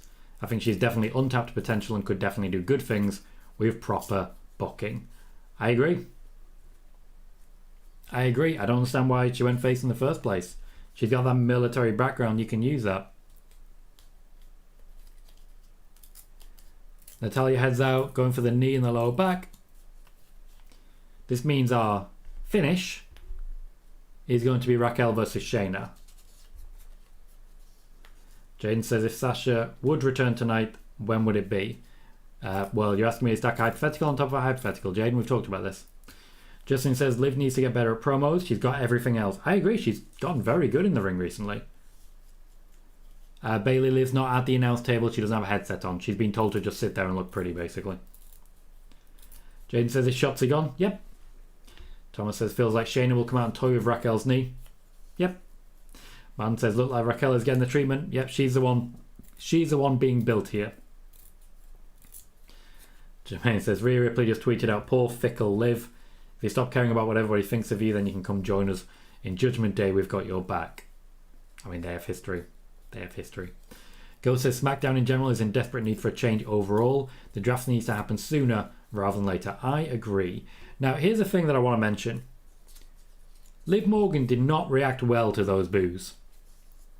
She looked very clearly emotionally affected. After that, she's had to sit at ringside and just act like she's enjoying watching wrestling while people chant Ronda Rousey's name. It's a lot. It's a lot. Larry says, I blame Triple H. Liv Morgan never got booed under Vince. It's true, but how dare you, basically. Martin says, Gunter and Raquel have had a pretty solid main roster run aside of name changes. Agreed. Agreed. Raquel Rodriguez has been treated like a big deal the whole time. Jane suggests Charlotte with the chop block. Well, that's what she likes to do. Spear to the knee as well. Megan says, the sad thing is they will think they are protecting Liv by sending Sonya out rather than making her look like an idiot. Too bad they didn't do the same for Ronda, who in my mind can't cut a solo promo to save herself. And Joey says, at least they're not muting the crowd. Indeed. Raquel has Natalya into the finisher position. There's another one. And another one bites the dust. Leaving us to finish with Raquel versus Shayna. Logically, at this point, Liv will either be taking on Shayna or Charlotte. Sorry, Raquel or Charlotte. So we'll see what the WWE want here. Hector says, with Dakota Kai being back, I hope we at least get some kind of interaction with her and Raquel, because there's definitely history between them. There is history between them. They are on different brands, though. Megan says the whole thing hasn't even gone 20 minutes yet. Yeah. The Triple H love affair is going to be impacted by this.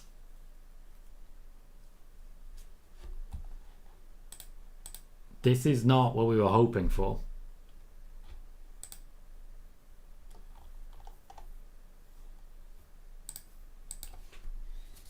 But Raquel Rodriguez had the build. Not that big a surprise there, to be honest.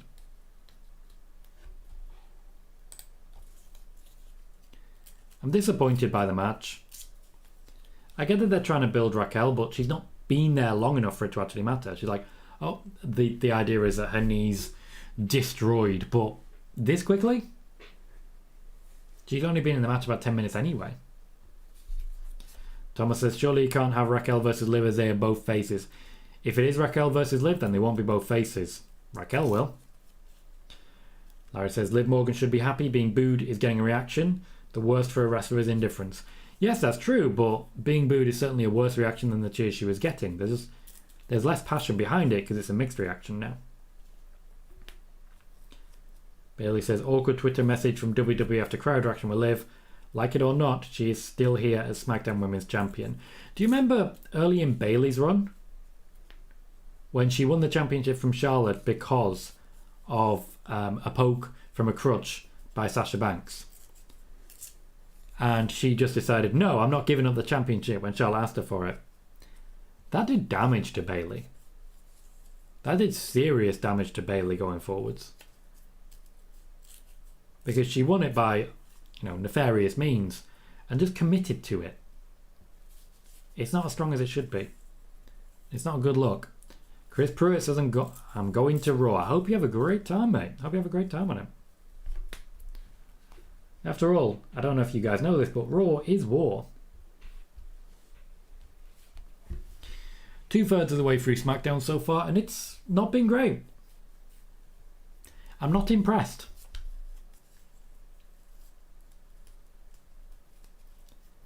For the Triple H era in full force, I gotta say, I think it can do better. Martin says Raquel is going through all the roster, so it kind of wonders who can she feud with if she's beat almost all of them already in this match. Well, to be fair, she's been taking on a number of people, and when it came to Ronda survived her. Literally just survived her. So I think she can beat anyone is what I'm trying to say. Thomas says, still time for this to get better. Indeed. There's still 40 minutes. We're going to get Roman. We're going to get Triple M. Might get another match. Good stuff. Hector says, still upsets me they changed Shayna's theme, regardless of how long ago it happened. Her NXT theme was so good and made her feel like a big deal. Agreed. I still get that stuck in my head at times. Shayna's theme just suited her so well. Is that makeup or is she cut? No, that's makeup. Okay. Again, everyone's focusing on the knee.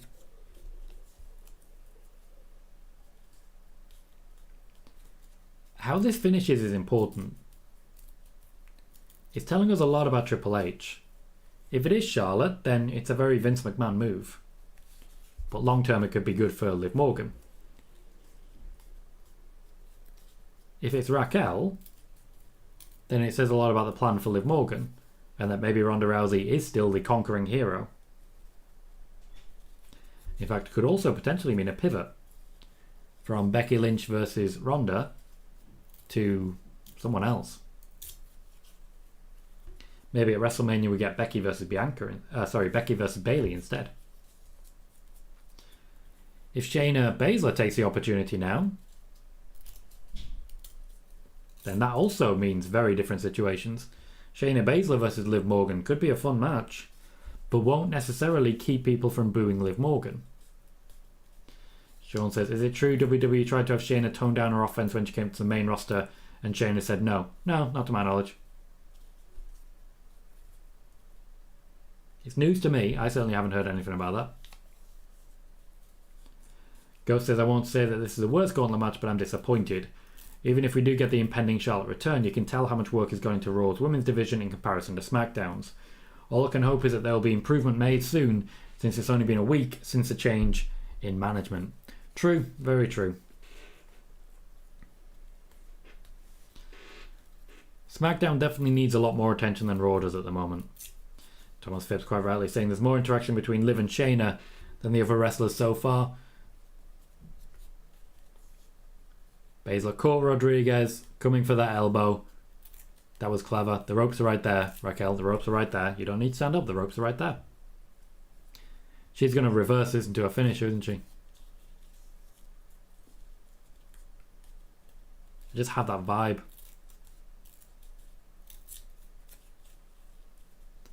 The crowd are not into this. Hector says, Shayna getting a title shot against Liv at a pay-per-view would make me so happy for both. As much as I like Liv, I want that title on Shayna ASAP. You're on the ropes. Oh no. Good. Shayna got Rodriguez. Looks like it's Shayna.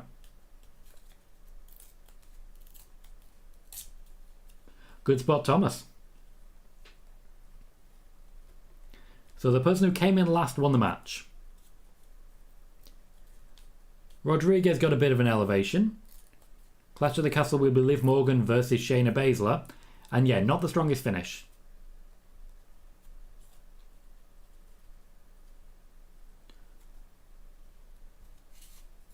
But more importantly, Shayna, a heel, gets a championship match against Liv Morgan. So the direction they wanted to go was not to get Liv Morgan booed. I don't know if they can last 4 weeks. I really don't. Joey says, I think Sami Zayn and Kevin Owens should team up together against the Usos. I agree. I agree. Megan says, I'm going to give them the benefit of the doubt right now as teething problems.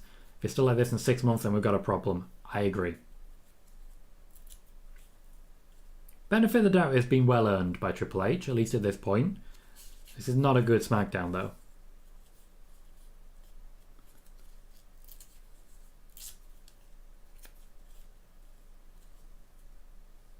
Jay has lost his temper with Sami.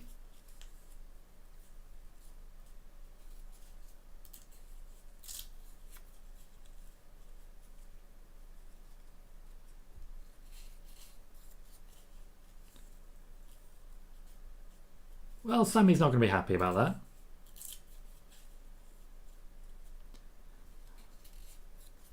Sean says, I noticed SmackDown is in Raleigh, North Carolina next week. Charlotte could return then. Could indeed. Well, there was rumour of a big return happening. Only got half an hour left. Maybe Charlotte will join Triple M. Larry says Liv Morgan could save a kitten that some heel is about to kick into the crowd. That will get fans on her side. They need something.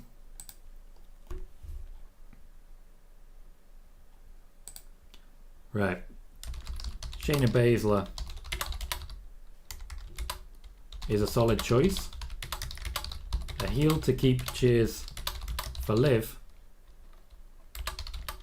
And someone she can probably beat. Plus Triple H gets to put someone who has missed a few opportunities into a title match. Win-win. If only they can keep people cheering Liv. Earn your pay, Triple H. Earn your pay.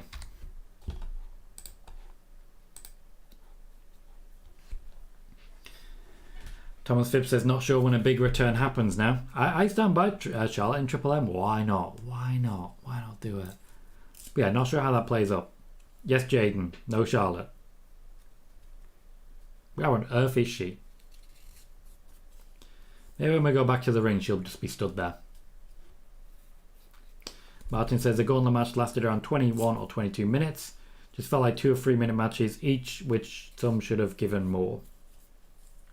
Go says the only reason I don't like the idea of Shayna being champion now is a belief of the pushes of NXT darlings thanks to Triple H being in charge and her booking for the past year or so. I do like the fact that she's getting a title match though. She's deserved it for a long time. She has. My hope is that we're all just going to be taking things a little bit more seriously here.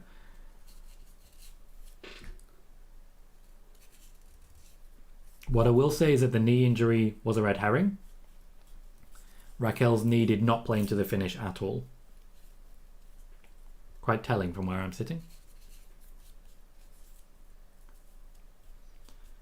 Hector says Liv looked out of her league against Ronda.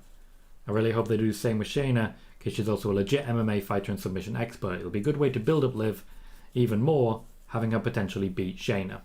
Yeah, it absolutely will. Shayna's beatable. Shayna's not been at the top level for a long time. So Triple H has got a few weeks to rebuild her and still have her lose. That works for me. Sean says, I think this will be Shayna's first singles title opportunity since the match with Becky, which was more than 2 years ago. More than 2 years ago. She debuted at that year's Royal Rumble when it comes to main roster and has done very little since. She needs this. Even if it's just a 4-week build, it's a 4-week build where she's actually taken seriously. She's been designated loser for a long time. She needs this. We are back. Still a few commercial breaks to go. Still Roman Reigns and Drew McIntyre. We're getting more clips from SummerSlam.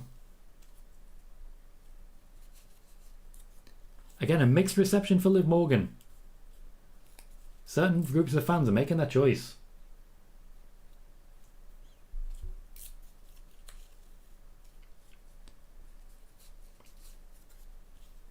Sean,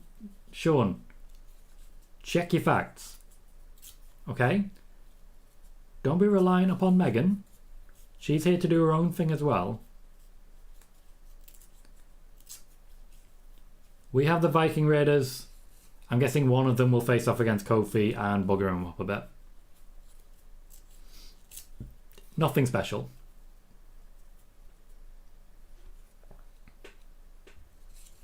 Nope, tag team match. Okay. Jinder and Shanky? If it's tag team, it should be Viking Raiders destroying Jinder Mahal and Shanky, who may be already in the ring. Barton said, I don't really know if this SmackDown was a statement show, as our report said it was going to be. I remember people saying Raw was going to be a statement show. I haven't seen anyone. Oh, it's a jobber team. It's a jobber team. I don't recall anyone saying that this SmackDown was going to be a statement show. Jim Mulkey and Tommy Gibson. Okay. Local enhancement talent returns. Sean says, I want the Viking profits back. Me too, that was great fun. And Hector corrects me, saying, Tom, correction, the new vicious Viking Raiders. True. I also kind of want to see the new vicious Viking profits. We already know about the new vicious New Day.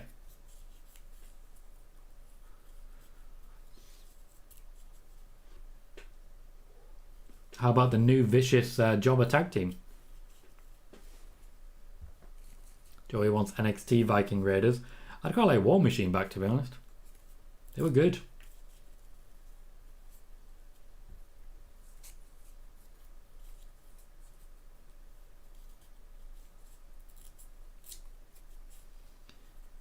With this being a squash, will there be another match? The jobber team are working perfectly. They're taking the offense right. They're selling good. These are the things that WWE track. Ultimately, they'll bring in enhancement talent and the like, and they'll see how they perform. Sometimes if you perform good, you get opportunities.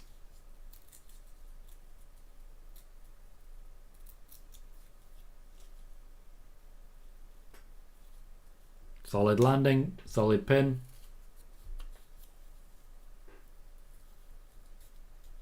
A lot of happy people.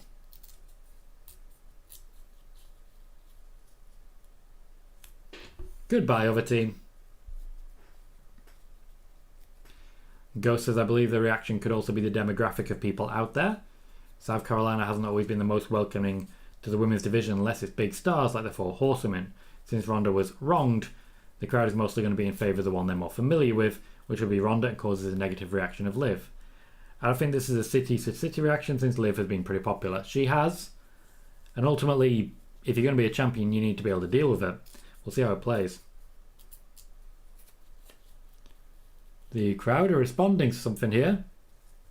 Is Kofi with a kendo stick?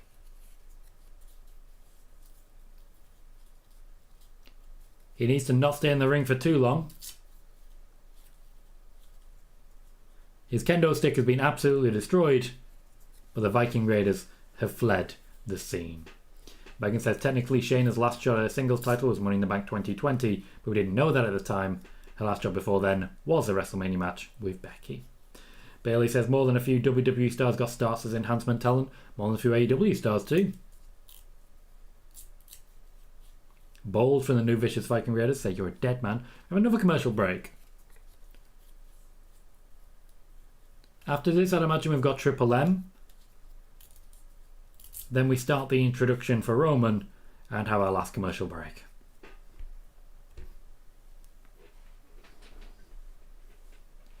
Martin says that one jobber has hair like one of Pretty Deadly. He does. It's interesting. It's interesting. Sean says, does anyone remember the time Deonna Purrazzo was brought in as an enhancement talent for Alexa Bliss when she was SmackDown Women's Champion? I do. They signed Deonna Purrazzo for a while there as developmental in NXT. Thomas says, another Kofi push do I hear? You don't. You don't. Unfortunately, I reported at the time that when it came to Kofi Kingston, as soon as he lost that championship, he was straight back in the tag division. And then, as I reported at the time, as soon as Big E lost that championship, he was back in the tag division as well. Kofi was the WWE champion. Everyone seems to have completely forgotten about it. Particularly the people in charge of the company. They've all just moved on.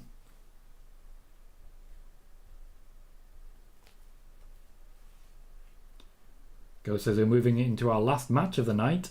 The night is, of course, ending with Roman Drew. Okay, so what's our last match then? Martin says, I really do hope once Big E returns he can become one of the top faces on SmackDown or Raw. Sadly, unlikely.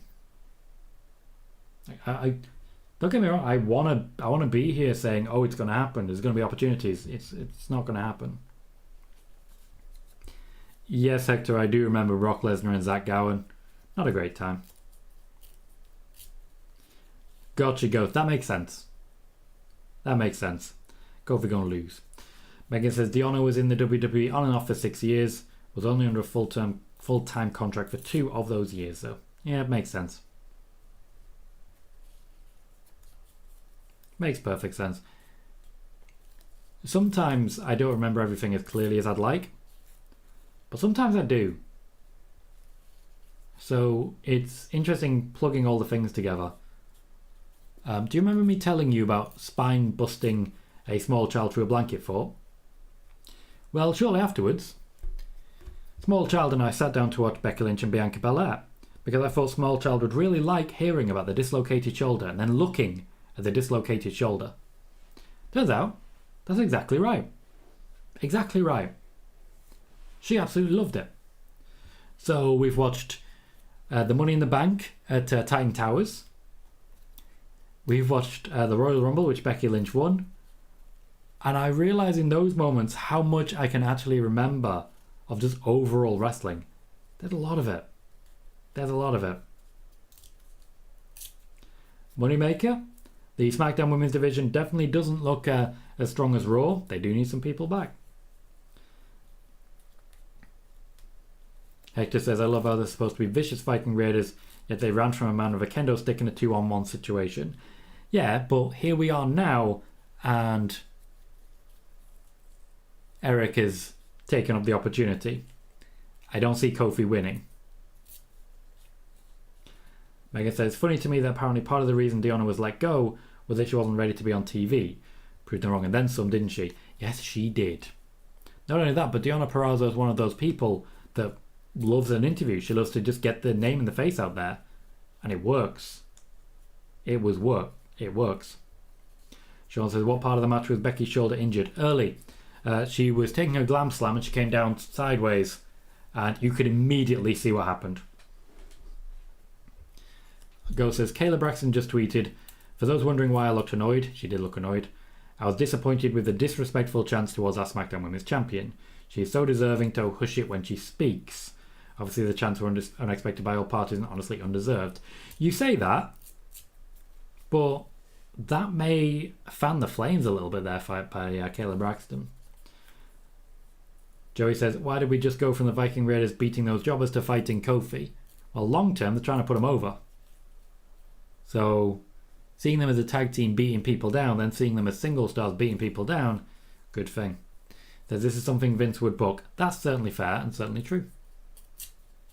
You've got to remember, there is a lot of storylines which were started under Vince and which they can't just abandon. They have to finish them off somehow. So even though maybe Triple H isn't going to be a fan of what's happening right now, it's in the book. And sometimes he just has to play along.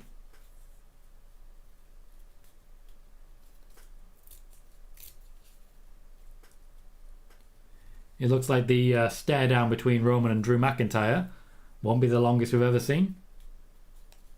This match undoubtedly not going to take very long. SmackDown though still feels like the land of the lower card. Weird when you've got Roman on there. Weird when you've got Ronda on there. But it just doesn't feel like many people are a big deal here. Thomas says, quite rightly, got to give Triple H time as there's still plenty of time for things to change.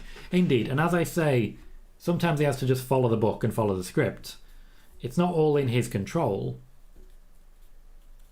There needs to be time in order to let things play out. And as I say, I do think the draft is when we'll properly see changes. Megan says this is not making Liv look good. It makes her look even weaker if people are having to defend her like this against some chance. Yeah. It's like she's a child that they have to look after. And that's the last thing you want. Agreed, Joey. Raw was very good this week. Well deserving of the rating that it got. Maybe they should have had Bayley on tonight.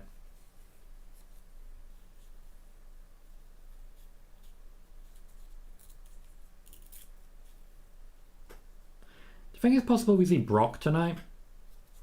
Is there going to be a big return? Why not Brock?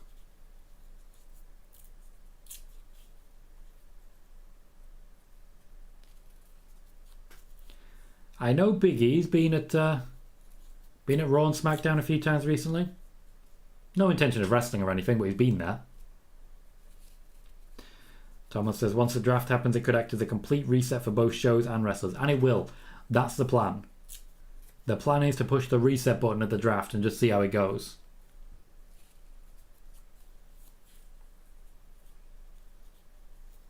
Eric has lost the match.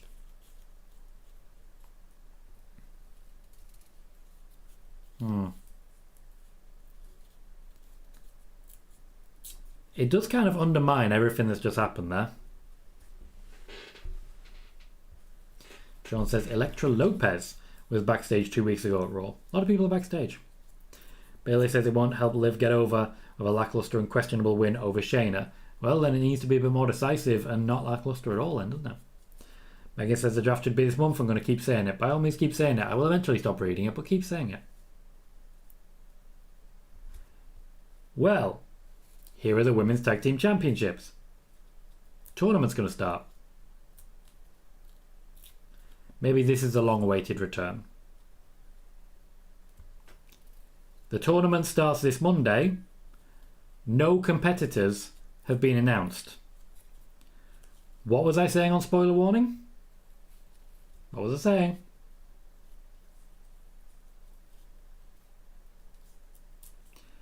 Gil says, I keep forgetting that this is a SmackDown after SummerSlam. Not every show directly after an event has to be big, but with this new era being born, Raw felt like a big deal and SmackDown was an afterthought. Completely agree. Martin says, did you also hear the report of Triple H not doing things just for doing them and instead have it make sense? So it's something to keep in mind. Hopefully. And Dara Lacey. Well, that to you too as well. Joey says, the women's tag titles appeared. They did. Thank you, Sean. Says, got proven right again, Tom. Damn, you're good at this shit. One thing I do want to say, Simon mentioned earlier, Roman's wearing red trousers, I'm confused. That's not what Simon said. Simon mentioned earlier that he's seeing a lot more people on Twitter out there basically putting me over and saying that I've been proven right. I just want to be clear on this. If anyone is posting anything like that, and you tag me in it, I will retweet it. If anyone is putting me over out there, I certainly want to pay that back, as it were. So if you do say anything like that, and certainly after the report earlier about the Women's Tag Team Championships, Triple H having a plan, and them being involved in the negotiations with Sasha Banks and Naomi, I do feel like a bit in the commercial break I'm probably going to put myself over a little bit. If people are putting me over, I want to put you over as well. So if you mention it, tag me in it, I will retweet it. See if we can get some more eyes on it. Hector says, I really hope they keep KO off of TV till the draft. Keep story of the Usos completely bullying and beat down occurring the Friday of the draft, and having KO come out to save Sami, setting up a big time tag team match. I would enjoy that. Thomas says, no Triple M tonight then. I'd imagine we may see them after the commercial break, briefly. Ghost says, I guarantee you this entrance is going to be longer than the majority of the matches in the Gauntlet match. Yep, absolutely. And Martin says, the women's tag titles are coming back. We all pretty much know who else is coming back, right? Do we? Depends if you watched spoiler warning earlier today. We're getting a slight recap of SummerSlam, but we're getting it in a replay, and I like that. We're still getting Roman's entrance. That's good. That's important.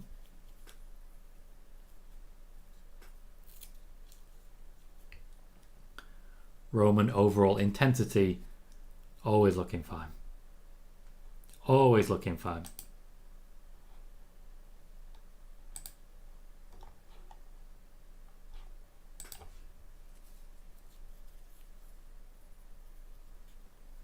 We are advertising our champion addressing his challenger, which is a way to do it, I guess. Not strongest I've ever been. Megan says Roman looks more jacked the more clothes he's wearing. What is this magic? Guy's buff. Joey says, what teams are they going to use as they feature? Are they going to feature NXT teams? They're not going to feature NXT teams, no. Martin Carrillo says, I wonder how many teams will be involved in the tournament since only Nikki and Doudrop are the only tag teams I can think of. Alexa and Asuka. Io and Dakota. And yes, Nikki and Doudrop. There may be a fourth team. There may be a fourth team.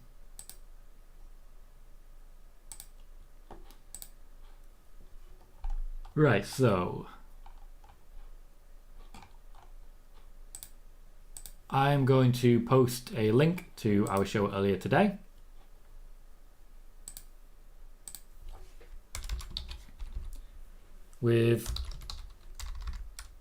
During today's spoiler warning, I discussed the return of the Women's Tag Team Championships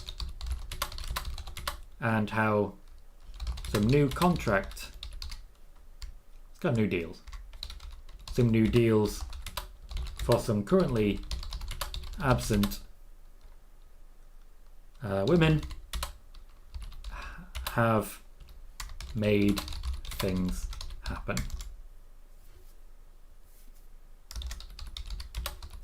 Catch up anytime. Yeah, that works.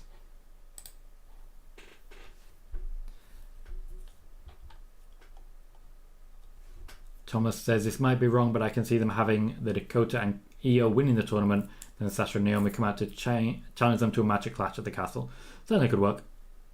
Hector says, I understand that Rajgiri is connected, trusted his sources that Sasha was released, but the toxicity of Twitter is about to come for him if Sasha comes back, sadly. Yep.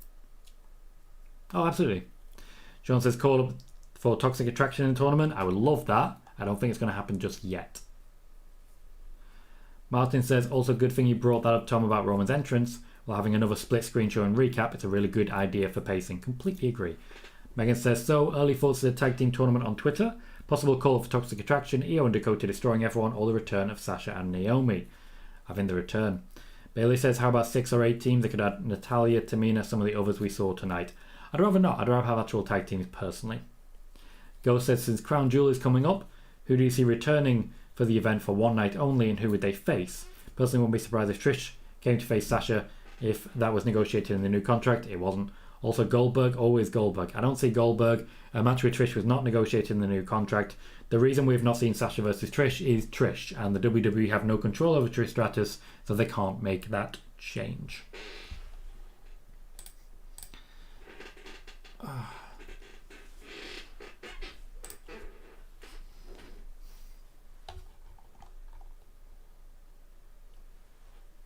Oh, thank you very much, Johnny Crow. Thank you very kindly for putting me over like that. I'm going to like and retweet that there tweet. Always appreciate it. So we are heading into our final 10 minutes. which will be dominated by Roman. Doesn't look like we have time for Triple M tonight, though we may get that just before Drew McIntyre's entrance.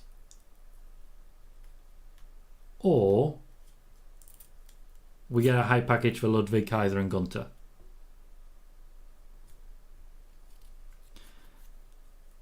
Hector says, Tom, I know you're usually a humble guy, but you've been on top of the Sasha situation from day one. Give yourself a pat on the back. You deserve it, my friend.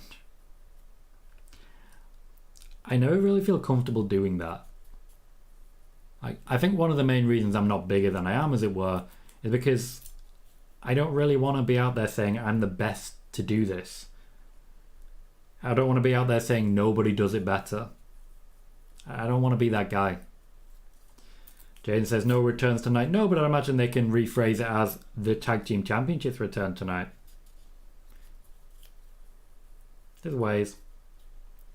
But I appreciate it, Hector. Just to be clear, I do appreciate that. It's a very nice thing to say.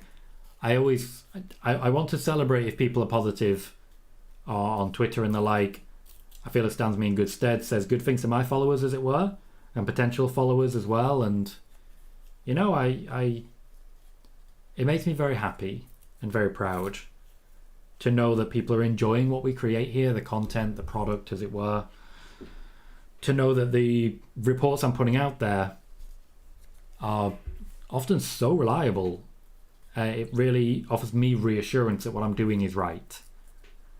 And you guys know that every now and then people come by and they try and tear this apart and tear this down. The people who are here all the time, people who are here regularly, they're the ones whose opinion matters. You're the ones whose opinion matters to me. I couldn't care less about the opinions of absolute strangers. So, knowing that you guys are having a good time, knowing that you're happy with what I'm doing, that's what means something to me. Ghost says, I just know someone always returns to the event unless they shake things up, let the current roster do their thing with no interruptions. Triple H is in charge now. Martin says, what if Goldberg comes out, spears Drew McIntyre and takes his spot at Clash at the Castle? That would be absolutely awful. Very Vince McMahon. Megan says, I'm going to say 8 teams. Toxic Attraction, Dakota and Io, Piper and Nikki, Raquel and Aaliyah, Sonya and Shotzi, Alexa and Asuka, Carmella and a returning Zelina, and a wildcard team. Think you can guess that one. You've put together something pretty compelling there. I like the idea of the NXT Women's Champions being called up for the tournament. Just with the idea and the tease that, if we win, we'll unify them. They wouldn't win. They'd get to maybe the semis. But I think there's good potential there. Jason Watkins, how you doing, mate? Says Heyman must still be recovering from that table spot at SummerSlam. The guy knows how to sell. What can I say? The guy knows how to sell.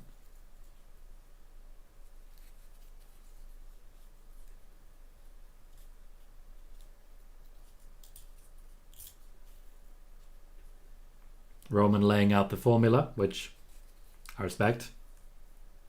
You go ahead and you brag and you read. One guy shouting, you suck. Read the room, mate. Read the room. Talk about Brock Lesnar. You go right ahead. Mixed reaction, though. Boos for Lesnar there as well. Megan says Gigi and JC don't have the tag belts. Caden and Katana have them, so they could have a spot to tease unification instead of Carmella and Zelina. That's what I'm suggesting, yeah. Ghost says currently Ronda Rousey's advertised for the August 26th edition of SmackDown in Detroit, so avocado is subject to change or suspension isn't going to last as long as we think. Fair comment.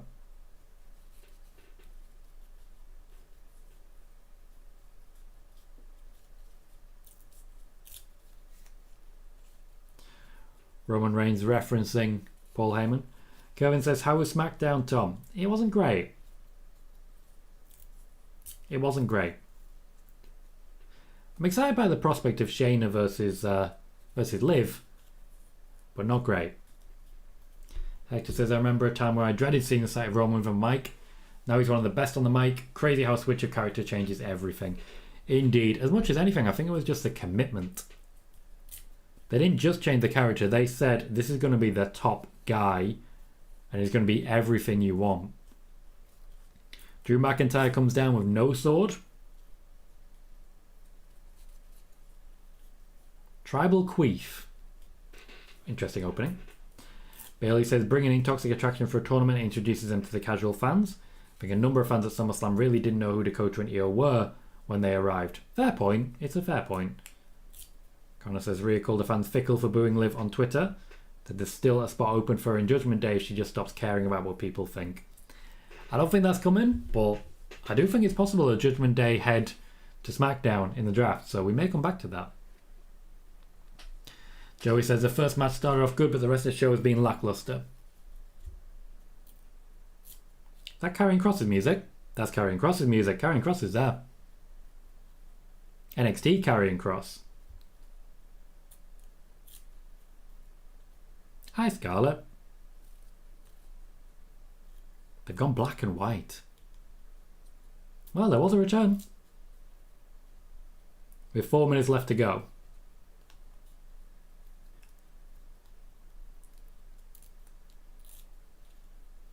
That wasn't quite the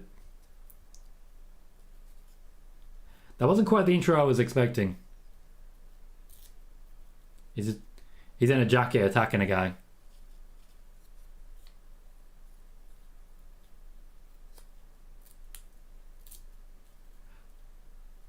Not much in the way of crowd reaction there. Megan says Shayna's getting a title match. I swear to the gods though, if Ronda comes in and takes it, I'm going to Cardiff to personally deck the bitch. Joey says, holy fuck. Go says, I never thought I would hear queef on WWE television. Don't know how to feel about that one, Big D. Hector says, WTF. Wendell says, holy crap. Welcome, Wendell. Martin says, what? Ed says, Cross. Scarlett has delivered an hourglass to Roman Reigns. Well, she looks amazing. Roman does not look fazed by this. Sean says, notice how they haven't said Roman hasn't been pinned in so many days. Were they told to stop saying it? No, they didn't say it. Martin says, what is going on? Karrion Kross is declaring for Roman Reigns. I mean, he's not going to win. So logically, Clash of the Castle is going to be a triple threat. With Drew McIntyre getting pinned by Roman, right? Martin says, looks like a last minute decision, right, Tom? Yeah. Yep. Okay. Hector says, I love Paul Levesque so much. Karrion Kross is one of my favourites. Such a great early B-Day present for me. Jason says, with Triple H adding many of the Let Go talent, does this mean it was Vince's idea to fire everyone? I thought Nick Khan was a major player in that. Nick Khan was a major player in that.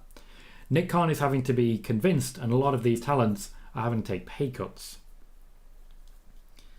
Sean says that must have been the big return. Yeah, pretty much. Makes sense. Martin says Roman versus Kross versus McIntyre. I'm down for it. And Joey says, wow, that was awesome. So that was our finish for SmackDown. We had the return of Karrion Kross. I didn't see it coming. I did not see it coming. That works for me. I'm happy with that. I'm happy with that. Now at this point though, I'm going to wrap up. It is 3 a.m.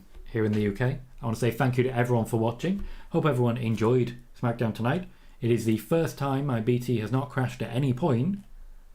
So across the course of the night, I was there like, is this going to crash? Is this not going to crash? Is it all going to collapse? Who can tell? Who can tell? Anyway, Ghost says, I don't know if adding Karrion to this feud is the right move. Seems rushed, but the match will be good. The match should be good. And I don't know how far he can possibly go with this one. It feels like he's just being rushed to the top when there are other people that could be going for it. We'll see, Sean. At this point, unfortunately, we're going to have to assume gaming streams may not be happening. I have sort of ended up with a lot of extra responsibilities on Sundays, which I wasn't expecting. I'm not going to go into too much detail, but I wasn't expecting the responsibility that I suddenly have on Sundays. But the gaming streams are not done. I'll say that. The gaming streams aren't done. I just maybe need to have a rethink about how I'm doing them. But for now, though, thank you, everyone. I hope to see you all very soon for Spoiler Warning on Monday. Until then, I've been Tom Colohue. You've been fantastic. I'll see you all very soon.